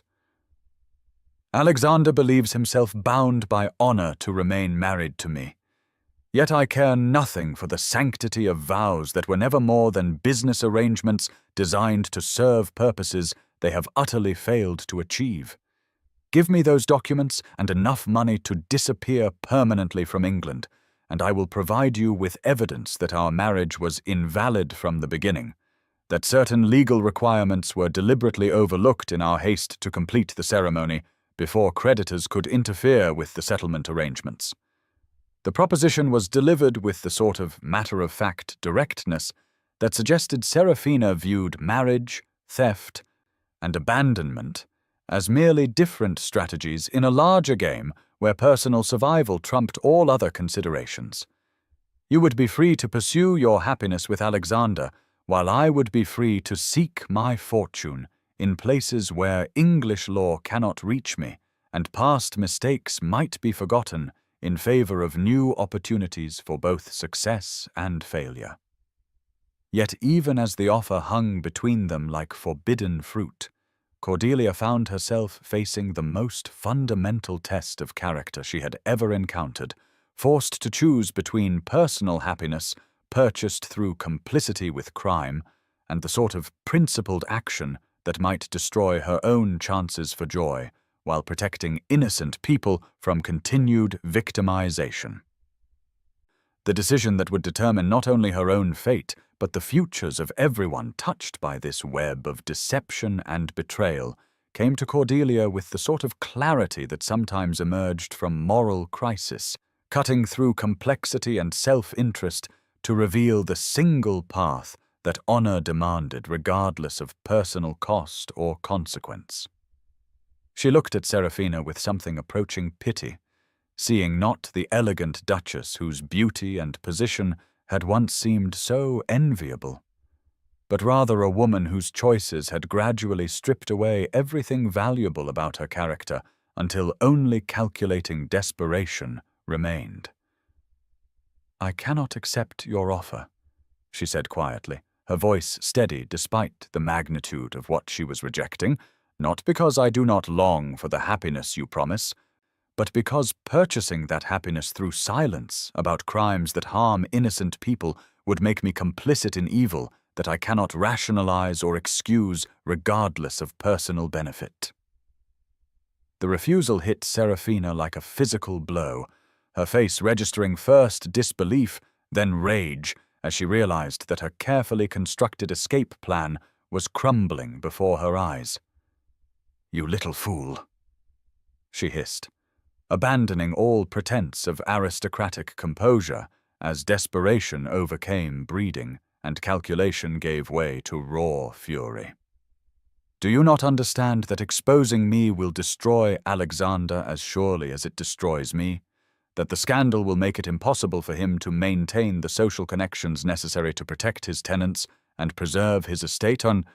You speak of protecting innocent people while choosing actions that will harm the very people you claim to care about most." Yet Cordelia had already considered these arguments and found them insufficient to override the fundamental principle that evil must be opposed regardless of the complications that opposition might create. "I believe that Alexander is strong enough to survive scandal and find new ways to fulfill his obligations," she replied, with the sort of quiet conviction that comes from absolute certainty about moral choices. "But I know that allowing theft and deception to continue unchallenged will eventually destroy everything good that his marriage was meant to preserve. Better to face crisis honestly than to build security upon foundations of lies that must eventually collapse under their own weight." The confrontation ended with Serafina's bitter promise of retaliation and Cordelia's calm acceptance of whatever consequences might follow from doing what she believed to be right, setting in motion events that would test every relationship and assumption that had shaped their lives while forcing all of them to discover what they truly valued when forced to choose between competing loyalties and conflicting demands upon their conscience and courage. The revelation of Serafina's crimes came not as the dramatic public exposure that literature might have demanded, but through the sort of careful, methodical process that Alexander's sense of justice and responsibility required, despite the personal pain that each new discovery inflicted upon his already battered faith in human nature and his own judgment. Cordelia had chosen to present her evidence privately, giving him the opportunity to investigate thoroughly before deciding how to proceed. Yet she had made it clear that her silence was temporary and conditional upon his willingness to take action that would protect future victims, even if it meant sacrificing his own comfort and security. The documents she provided told a story of betrayal so comprehensive that it took several days of careful examination to understand its full scope. Yet Alexander approached the investigation with the sort of methodical thoroughness that had made him an effective estate manager despite his youth and relative inexperience, when he inherited responsibilities that would have challenged men twice his age. Each forged signature and falsified record revealed new depths of deception that made him question everything he thought he understood about his marriage and his wife's character. Yet he also found himself overwhelmed by admiration for Cordelia's integrity in exposing crimes that could have been used for personal advantage, yet were instead revealed in service of justice and protection for those too powerless to protect themselves. When he finally confronted Serafina with the evidence of her systematic theft, her response revealed the full extent of her transformation from the charming young woman he had married into someone whose desperation had gradually eroded every principle and consideration except immediate self-preservation. She neither denied nor defended her actions, but instead launched into a litany of justifications and accusations that blamed everyone except herself for circumstances that had driven her to increasingly desperate measures, revealing a complete absence of remorse or understanding about the harm her choices had caused to people who had trusted her to honor the obligations that came with privilege and position. The legal proceedings that followed were as complex as they were painful, requiring delicate negotiations with magistrates and barristers who understood the social implications of prosecuting a duchess, while also recognizing that justice demanded some accounting for crimes that had victimized people with no power to seek redress through normal channels. Alexander's decision to pursue both criminal charges and annulment proceedings was guided by his determination to ensure that Serafina faced consequences for her actions, while also freeing himself to rebuild his estates on foundations of honesty rather than the deception that had characterized his marriage from its inception. Yet even as legal resolution approached, he found himself facing new challenges that tested his commitment to rebuilding his life according to principles he could respect rather than merely expedience and social convention. Challenges that would determine whether the lessons learned through pain and betrayal could become the foundation for something better than what had been lost through others' manipulation and his own naive faith in the goodness of people whose true characters had been hidden beneath carefully maintained facades of respectability and charm. The months that followed the legal proceedings moved with the measured pace of seasons changing, each day bringing small increments of progress toward resolution, yet also revealing the true cost of scandal and legal battles that consumed both financial resources and social standing with equal ruthlessness. Alexander had withdrawn to Ravenshollow's most remote estate,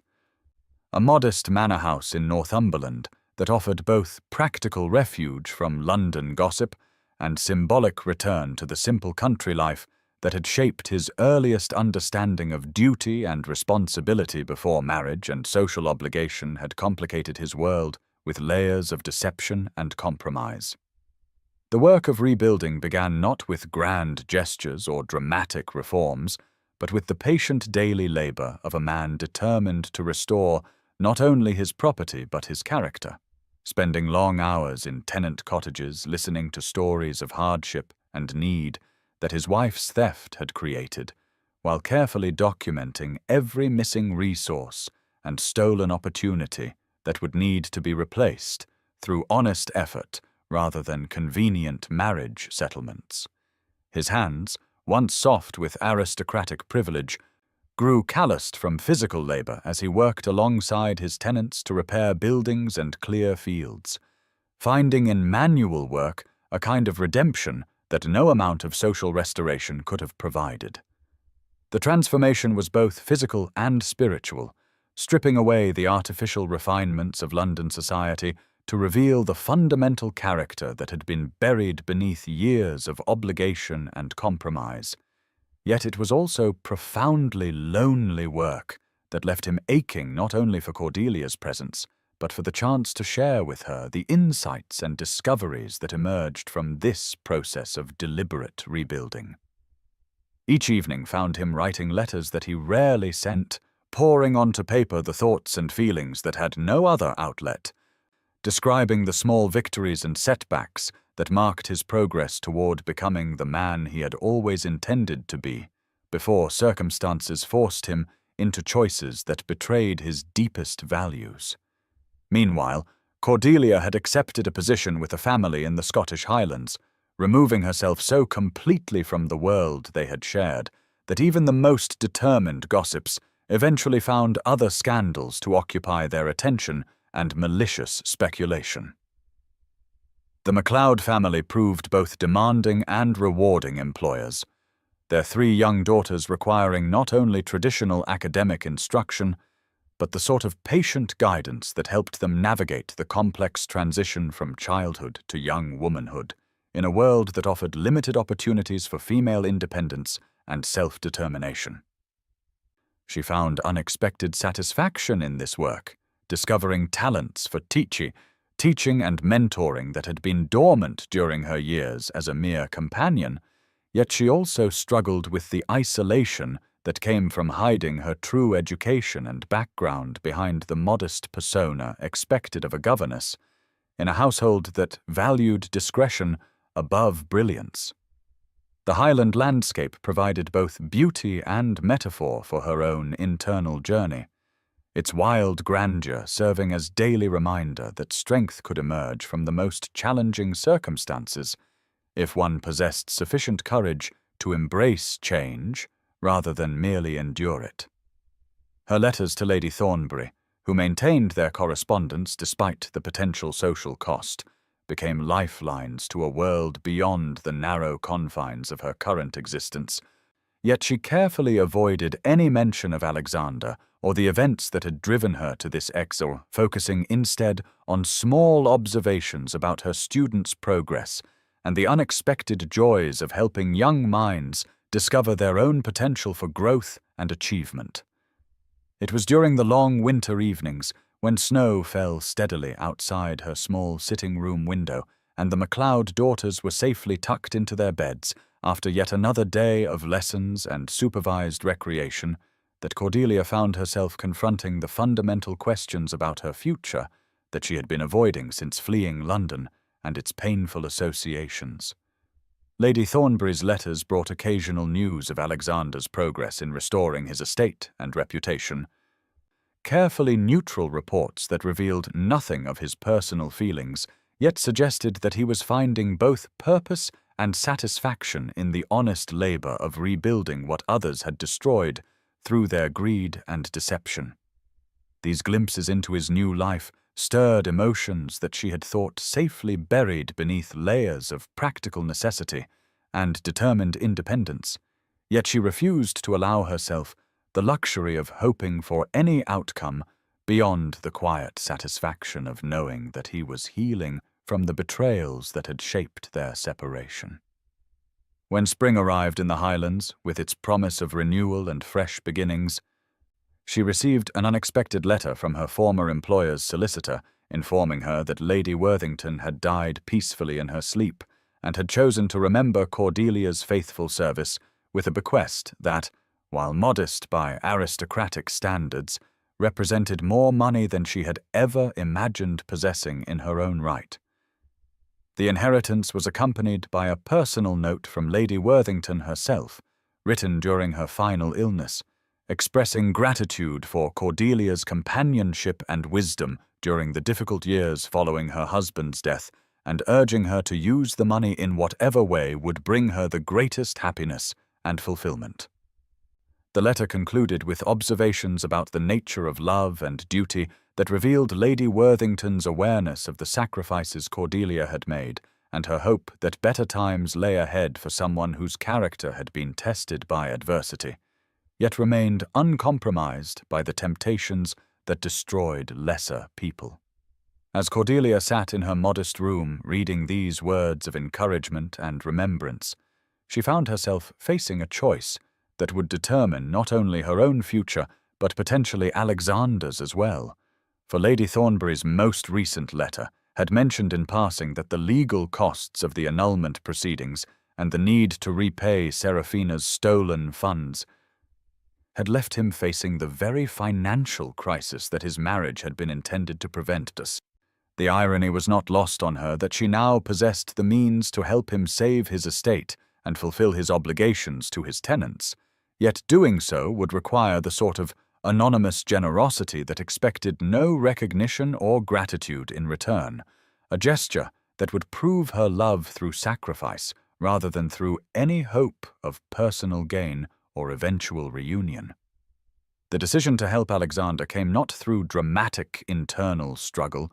but through the simple recognition that true love sometimes required the courage to act without hope of reward, to choose another's welfare over one's own desires, even when such choices guaranteed continued loneliness and separation. Cordelia arranged the transfer of funds through a series of intermediaries and false names that would make tracing the source almost impossible, ensuring that Alexander would be able to pay his legal debts and restore the stolen resources without ever knowing that his salvation had come from the woman whose presence in his life had caused so much upheaval and pain. She told herself that this anonymity was necessary to preserve his pride and prevent any sense of obligation that might compromise his ability to make free choices about his future. Yet she also recognized that her own motives were more complex, encompassing both genuine altruism and the self-protective instinct that made her reluctant to risk another rejection or disappointment if her gesture were misunderstood or unwelcome. The mechanics of the transaction required several weeks to complete, during which she maintained her normal routine of lessons and household duties while carrying within her heart the knowledge that she was about to change Alexander's life in ways he would never fully understand, giving him the freedom to rebuild his world according to his own values rather than the compromises that financial desperation might force upon him. When the final papers were signed and the money transferred, she felt both profound satisfaction and devastating loss,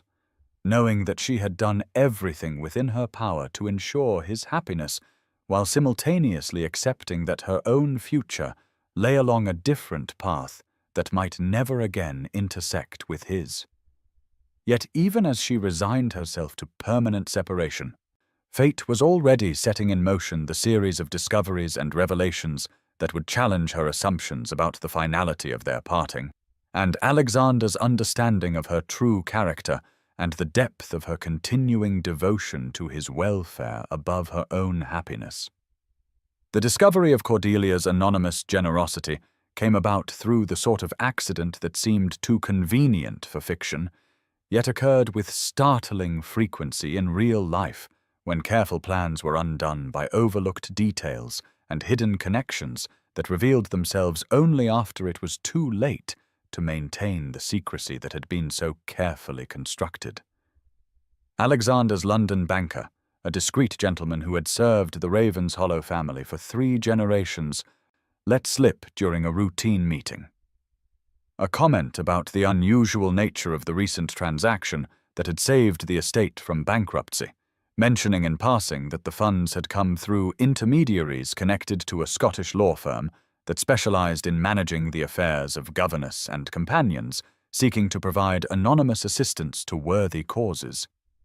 The comment was meant merely as an observation about the mysterious ways in which Providence sometimes intervened in human affairs, yet it provided Alexander with the crucial clue that led him through a careful investigation of the transfer's origins, each step revealing new evidence that pointed toward a conclusion almost too wonderful to believe, yet too detailed to deny.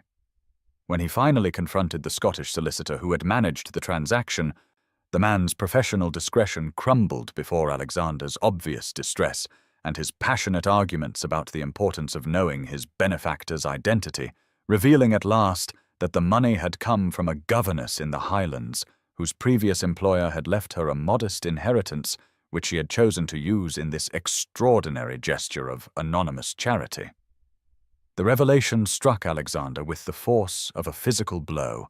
overwhelming him with simultaneous gratitude, admiration, and shame as he realized that Cordelia had sacrificed her own financial security to save his estate and reputation while expecting nothing in return except the satisfaction of knowing she had helped him fulfill his obligations to the people who depended upon him.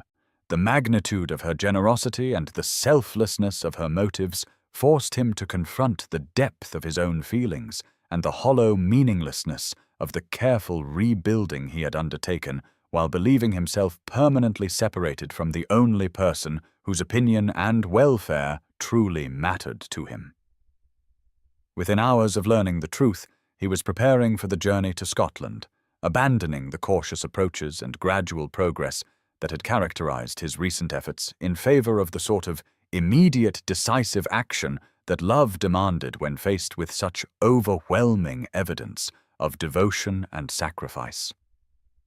The letters he had written but never sent were hastily gathered and packed along with carefully chosen tokens of his own journey toward redemption.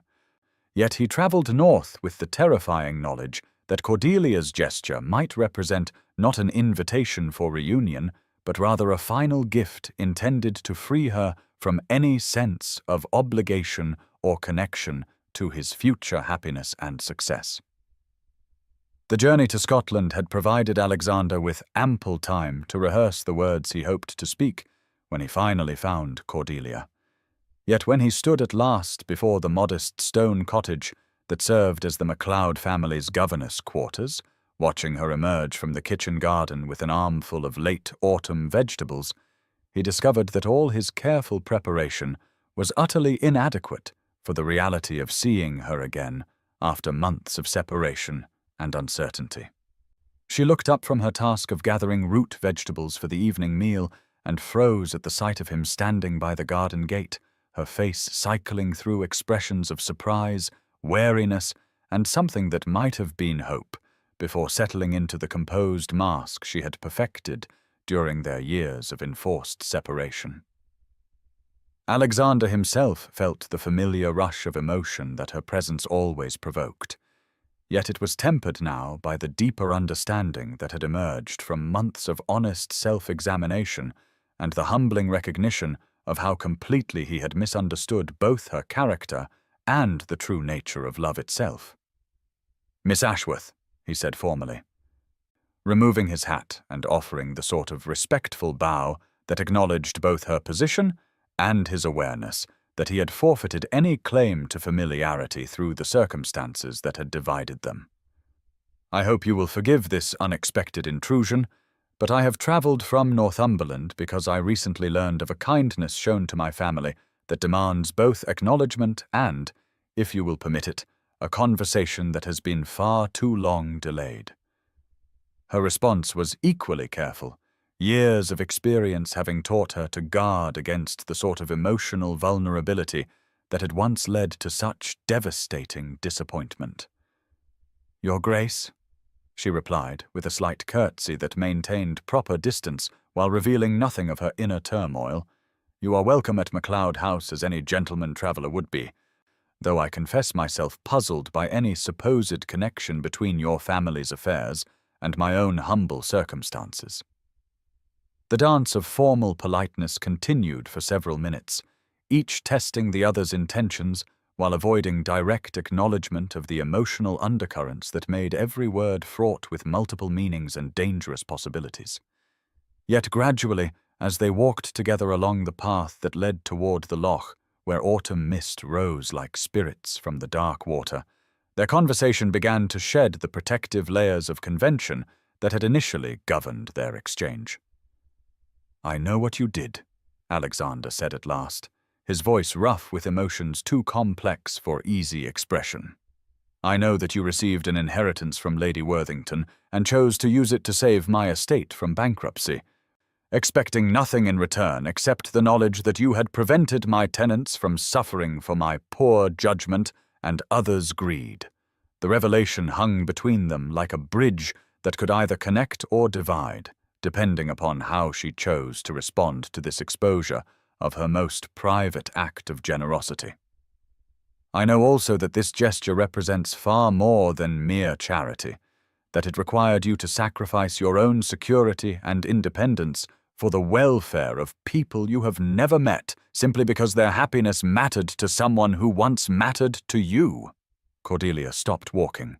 and turned to face him fully, her composure finally cracking enough to reveal the depth of feeling she had been struggling to conceal since his unexpected appearance. "You should not have investigated the source of that assistance," she said quietly, her voice carrying both reproach and something that sounded almost like fear. "It was given freely, without conditions or expectations, and discovering its origin serves no purpose except to create obligations where none were intended or desired." But that was exactly why he had needed to find her, why the anonymous nature of her gift had made it impossible for him to accept it without seeking her out to offer something in return. "That is precisely why I had to come," he replied with the sort of earnest intensity that had always characterized his most important moments. because you expected nothing, because you asked for nothing, because you gave everything you had to someone who had already caused you such pain. You proved a depth of character that humbles me and forces me to acknowledge how completely I failed to understand what love truly means." He moved closer, yet maintained the respectful distance that acknowledged her right to refuse whatever he might ask of her. "I have spent these months learning to rebuild my life according to principles I can respect rather than social convenience. Yet I now realize that all my efforts at redemption are meaningless if I cannot find the courage to ask for what I want most in this world. Cordelia, I have come to request permission to court you properly, not as the desperate young man who once made promises he could not keep, but as someone who has learned the true cost of his choices and is prepared to prove himself worthy of your consideration through patient demonstration rather than passionate declarations." The proposal was delivered with such careful humility that it took her several moments to fully comprehend what he was offering, not the grand romantic gesture that literature might have demanded, but rather the sort of mature recognition that real love required time, trust, and mutual respect to develop into something strong enough to withstand the pressures that had destroyed their earlier hopes. Yet even as her heart leaped at the possibility he presented, her mind remained cautious, protective of the hard-won independence that had sustained her through years of disappointment and uncertainty. "If you truly mean what you say," she replied slowly, choosing each word with the care of someone who had learned that promises could be broken and good intentions could crumble under pressure, "then you must understand that I am no longer the naive girl who believed that love alone was sufficient to overcome any obstacle. I have learned to value my independence and self-respect above romantic sentiment, and I will not sacrifice either for the mere hope of happiness that may prove as illusory as our earlier dreams. Any courtship between us must be built upon complete honesty about our circumstances, our expectations, and our ability to maintain mutual respect even when faced with the sort of external pressures that destroyed our previous understanding." Alexander's response revealed both his growth during their separation and his genuine understanding of what she was asking of him. "I would not want you to sacrifice anything that has helped you become the remarkable woman you are now," he said with quiet conviction. "Indeed, it is your strength and independence that make you worthy of a love based on equality rather than the sort of romantic dependency that characterizes so many marriages of our class. I ask only for the opportunity to prove that I have learned to value partnership over possession, mutual growth over comfortable stagnation,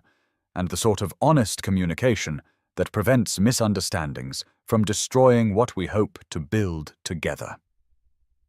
The months that followed Alexander's arrival in Scotland unfolded with the deliberate pace of people who had learned that genuine intimacy required time to develop and could not be rushed by passion or urgency. Regardless of how keenly they felt the pull of renewed affection and the desire to reclaim what they had lost through others' interference and their own youthful mistakes. Alexander secured lodging at the nearby inn and established a routine of daily visits that allowed them to rebuild their friendship while exploring how the years of separation had changed them both. Conversations that revealed not only their individual growth, but also the ways in which their fundamental compatibility had been strengthened rather than weakened by the trials they had endured apart. They walked together through the highland landscape as autumn gave way to winter, sharing observations about the natural world that served as metaphors for their own internal seasons of loss and renewal, while carefully avoiding the sort of physical intimacy that might compromise the measured rebuilding of trust they had agreed was necessary before any deeper commitment could be considered. Cordelia's position with the MacLeod family provided both structure and protection for their courtship, ensuring that their renewed acquaintance proceeded under proper supervision while allowing them the privacy necessary for the sort of honest conversation that revealed character and compatibility more clearly than any amount of formal social interaction. The MacLeods themselves proved both curious and supportive, their Highland practicality cutting through English conventions to focus on Alexander's obvious sincerity and Cordelia's visible happiness during his visits. Yet they also served as subtle protectors who ensured that local gossip remained minimal and that their governess's reputation suffered no damage from this unusual romantic development. During long evening conversations by the fire in the family's comfortable sitting room, Alexander shared the lessons he had learned during his months of rebuilding, describing not only the physical restoration of his estate, but also the spiritual journey that had taught him to find satisfaction in honest work and genuine service rather than the artificial satisfactions of social position and inherited privilege. Cordelia, in turn, revealed her own discoveries about the rewards of meaningful work and financial independence. The confidence that came from knowing she could support herself through her own efforts rather than depending upon the generosity or reliability of others for her security and self-respect. These exchanges gradually built a foundation of mutual understanding and respect that was far stronger than the passionate infatuation of their youth. Yet it was also tested by external pressures that reminded them both why their earlier romance had proven so vulnerable to outside interference. Letters from England brought news that society remained divided about Alexander's divorce from Serafina, some viewing him as a victim of his wife's crimes, while others whispered that his involvement with Cordelia had somehow precipitated the scandal that destroyed his marriage. Edmund's final attempt at interference came in the form of a letter to the MacLeod family, suggesting that their governess was a woman of questionable morals whose presence might corrupt their daughters, a clumsy attack that backfired when Mr. MacLeod responded with the sort of Highland directness that left no doubt about his opinion of anonymous accusations and his confidence in Cordelia's character. The true test of their renewed relationship came not from external opposition, but from the gradual recognition that choosing each other would require ongoing sacrifices and compromises that could not be resolved through romantic gestures or passionate declarations, but would demand daily commitment to values that sometimes conflicted with social expectations or personal convenience. Alexander's financial situation, while improved by Cordelia's anonymous gift, remained precarious enough to require careful management and modest living that would offer few of the luxuries associated with ducal rank, a reality that forced them both to consider whether their love was strong enough to flourish under conditions of genteel economy rather than aristocratic abundance. Cordelia's own position required her to consider whether she was prepared to give up the independence and professional satisfaction she had discovered as a governess in exchange for the uncertainties of marriage to a man whose reputation remained clouded by scandal and whose estate would require years of careful management to achieve true stability. Yet as winter deepened into the sort of Highland cold that tested character as surely as it tested physical endurance,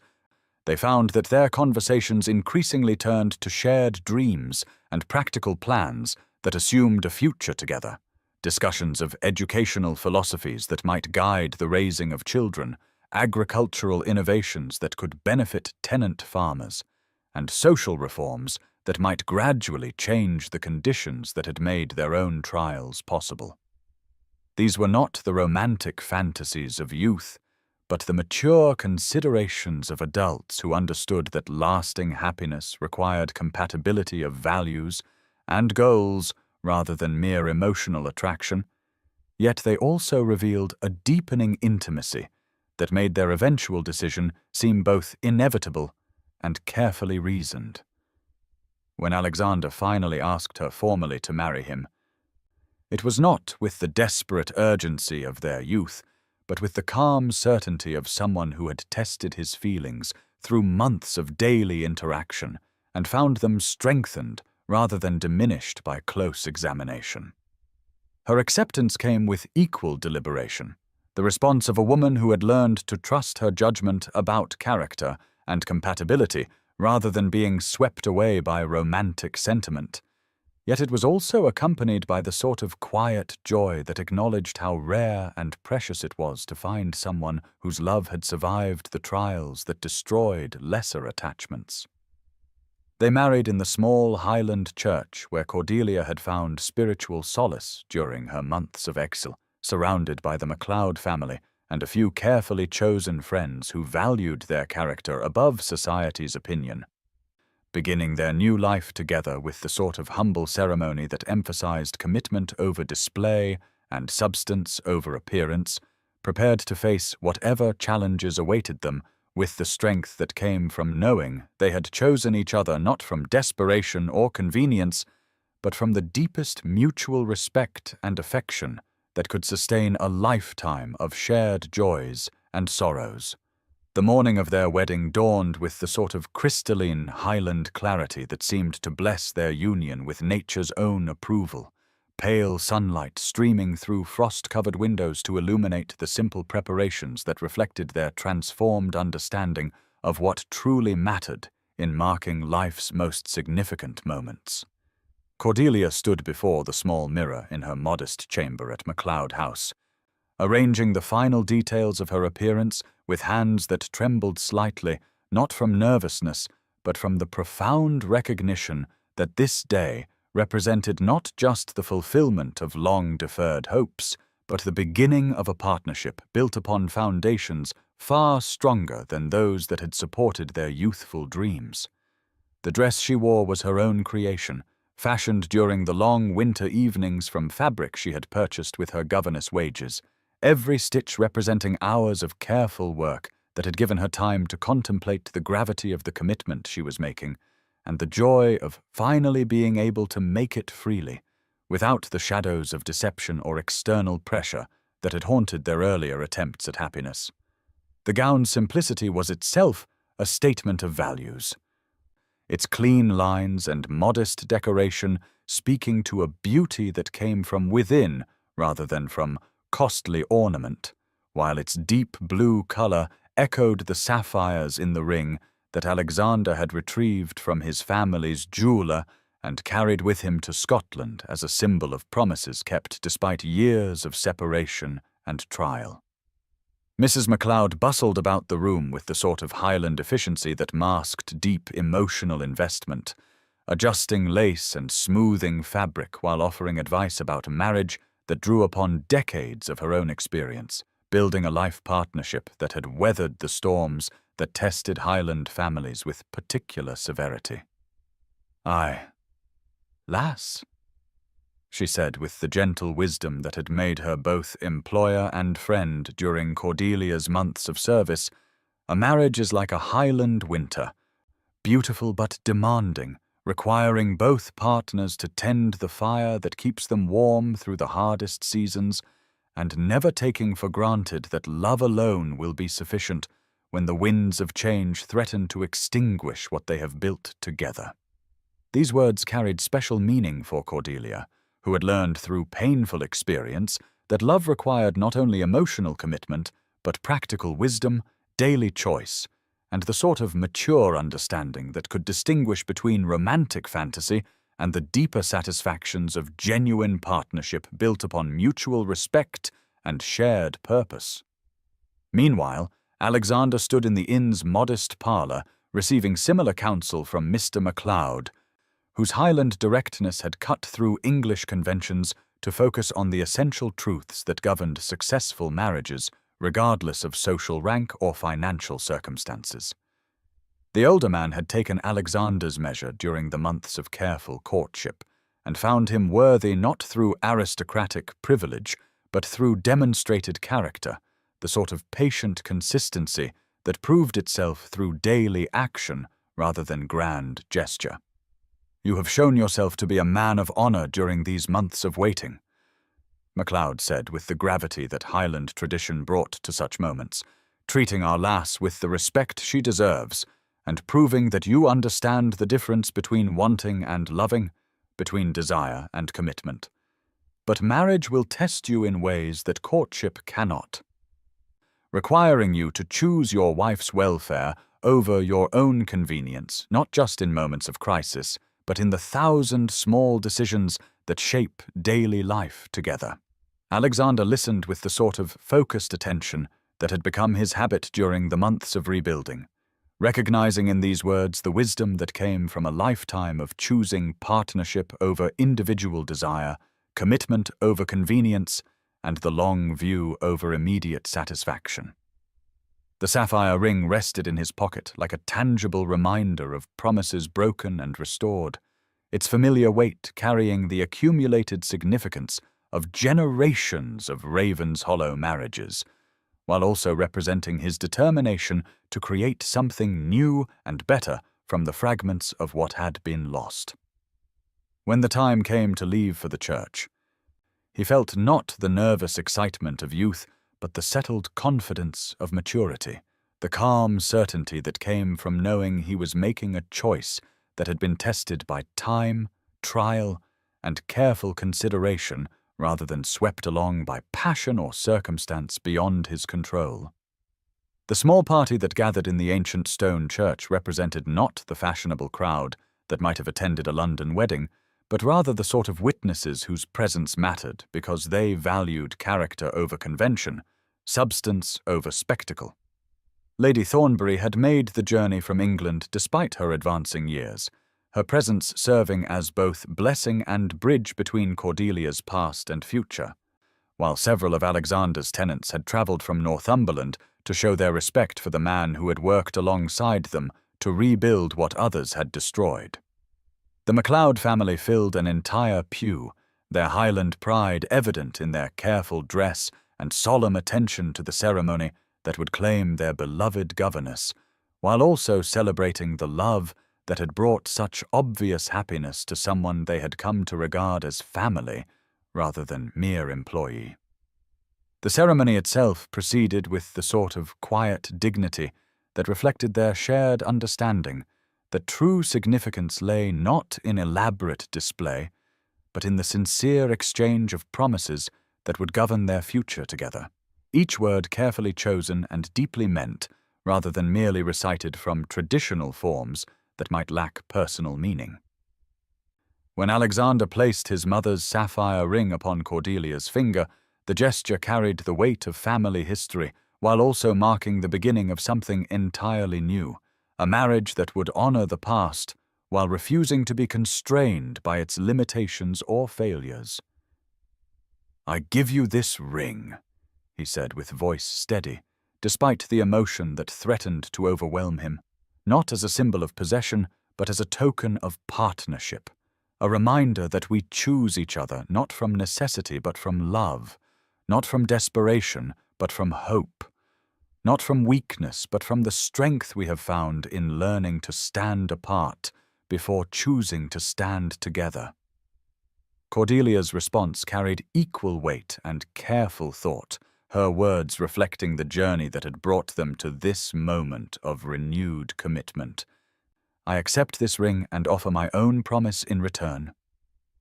she replied, with the sort of quiet conviction that had sustained her through years of trial and uncertainty, to face whatever challenges await us as equal partners, sharing both burdens and blessings, supporting each other's growth while never losing sight of the individuals we have become through our separate struggles and the couple we hope to become through our shared future. The exchange of rings was followed by personal vows that drew upon their unique history while looking forward to possibilities that could only be realized through continued commitment to the values that had sustained them during their darkest moments. These promises were witnessed not only by the small congregation, but by the ancient stones of the Highland Church itself, whose walls had heard similar commitments from generations of couples who understood that love was both gift and responsibility, joy and obligation, celebration and sacred trust that required daily renewal and careful tending to flourish across the years that would test every aspect of their dedication to each other and the life they hoped to build together. The modest reception that followed at MacLeod House reflected the same values that had governed the ceremony, emphasizing fellowship and genuine celebration over elaborate entertainment or expensive display, allowing the gathered company to focus on the happiness of the couple whose journey to this moment had required such patience, sacrifice, and growth. Lady Thornbury's toast captured the significance of the occasion with words that acknowledged both the trials they had endured and the hope their union represented for others who might face similar challenges. "I have watched these two young people," she said with the sort of elegant simplicity that had always characterized her speech, "learn that true love cannot be destroyed by external circumstances, but can only be strengthened by the trials that test its fundamental character.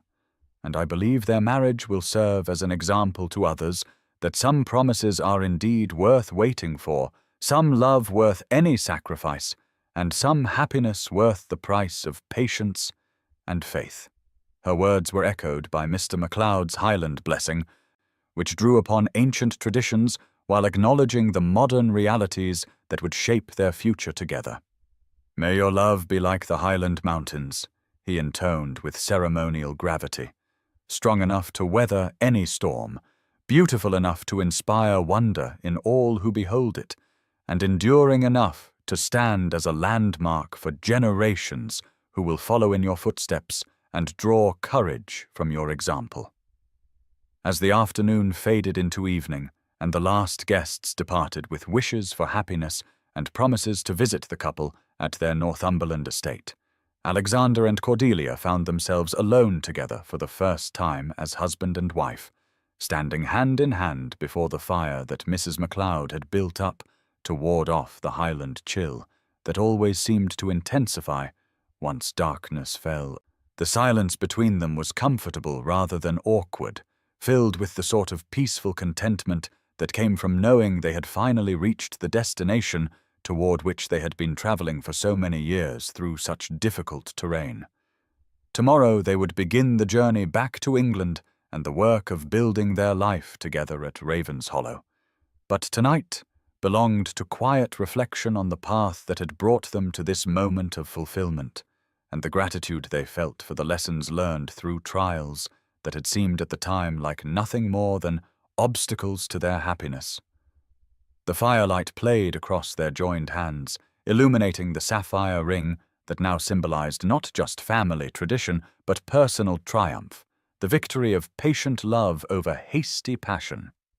mature commitment over youthful impulse, and the sort of deep understanding that could only emerge from the crucible of genuine trial and the choice to forgive, to grow, and to trust in possibilities that required courage to imagine and wisdom to achieve. 5 years had transformed Ravenshollow from the scene of scandal and financial crisis into a model estate where innovative agricultural practices and enlightened tenant relations had created prosperity that benefited everyone who lived and worked on the land that Alexander and Cordelia had chosen to make their permanent home and the foundation for the family they were building together. The morning sun streamed through the windows of the breakfast room where they sat with their 2 young children, 3-year-old William and 18-month-old Margaret, whose laughter filled the house with the sort of joy that made all their earlier struggles seem worthwhile as preparation for this season of contentment and purpose. Cordelia moved between her maternal duties and her correspondence with the natural grace that had always characterized her approach to managing multiple responsibilities, this morning dividing her attention between ensuring that little William ate his porridge properly and responding to a letter from Lady Thornbury, who had become not only beloved family friend, but trusted advisor on matters ranging from child-rearing to estate management. The garden visible through the breakfast-room windows showed the results of 5 years of careful cultivation, its formal beds now mature enough to provide both beauty and practical herbs for the household, while the wilderness area that Alexander had preserved at Cordelia's request served as a living memorial to their courtship and a playground where their children could explore nature under their parents' watchful supervision. Alexander himself had returned from his morning rounds of the estate with reports that filled him with the sort of quiet satisfaction that came from seeing long-term planning beginning to bear fruit in improved crop yields, healthier livestock, and tenant families whose children now had access to the sort of education that would prepare them for futures limited only by their own ambition and effort, rather than the circumstances of their birth. The changes at Ravenshollow reflected not just agricultural innovation, but a philosophy of stewardship that treated the estate as a community rather than merely a source of income, an approach that had gradually restored both financial stability and social respect for the Duke and Duchess, whose marriage had once been the subject of scandalous gossip, but was now regarded as an example of how true love could triumph over adversity through patience, commitment, and shared values. Society's acceptance had come gradually, but completely, helped by their obvious happiness together and their consistent demonstration of the principles they claimed to value, until their annual visits to London were marked not by whispered speculation, but by genuine warmth from friends who had learned to judge them by their character rather than their unconventional path to marriage. Their children were growing up with an understanding of both privilege and responsibility that came from parents who had learned these lessons through personal trial rather than inherited assumption. Little William already showing signs of the sort of thoughtful consideration that would serve him well as the future Duke, while Margaret displayed the independence and curiosity that promised to make her a formidable woman in her own right, regardless of what society might expect from someone of her rank and gender. On this particular morning, as autumn light filled the familiar rooms where they had created their sanctuary of love and purpose, Alexander paused in his reading of agricultural journals to watch Cordelia help their daughter with the simple wooden blocks that were teaching her colors and shapes, marveling at how the woman who had once seemed lost to him forever had become not just his wife, but his partner in every sense, sharing his dreams while contributing her own vision to the life they were building together. The sapphire ring caught the light as she moved, its deep blue depths holding all the promises they had made and kept, all the trials they had survived, and all the hope they shared for the future that stretched ahead of them with infinite possibility for continued growth, deeper love, and the sort of lasting happiness that could only be built upon the foundation of understanding, respect, and commitment that they had fought so hard to achieve and now treasured as the greatest gift their difficult journey had ultimately provided.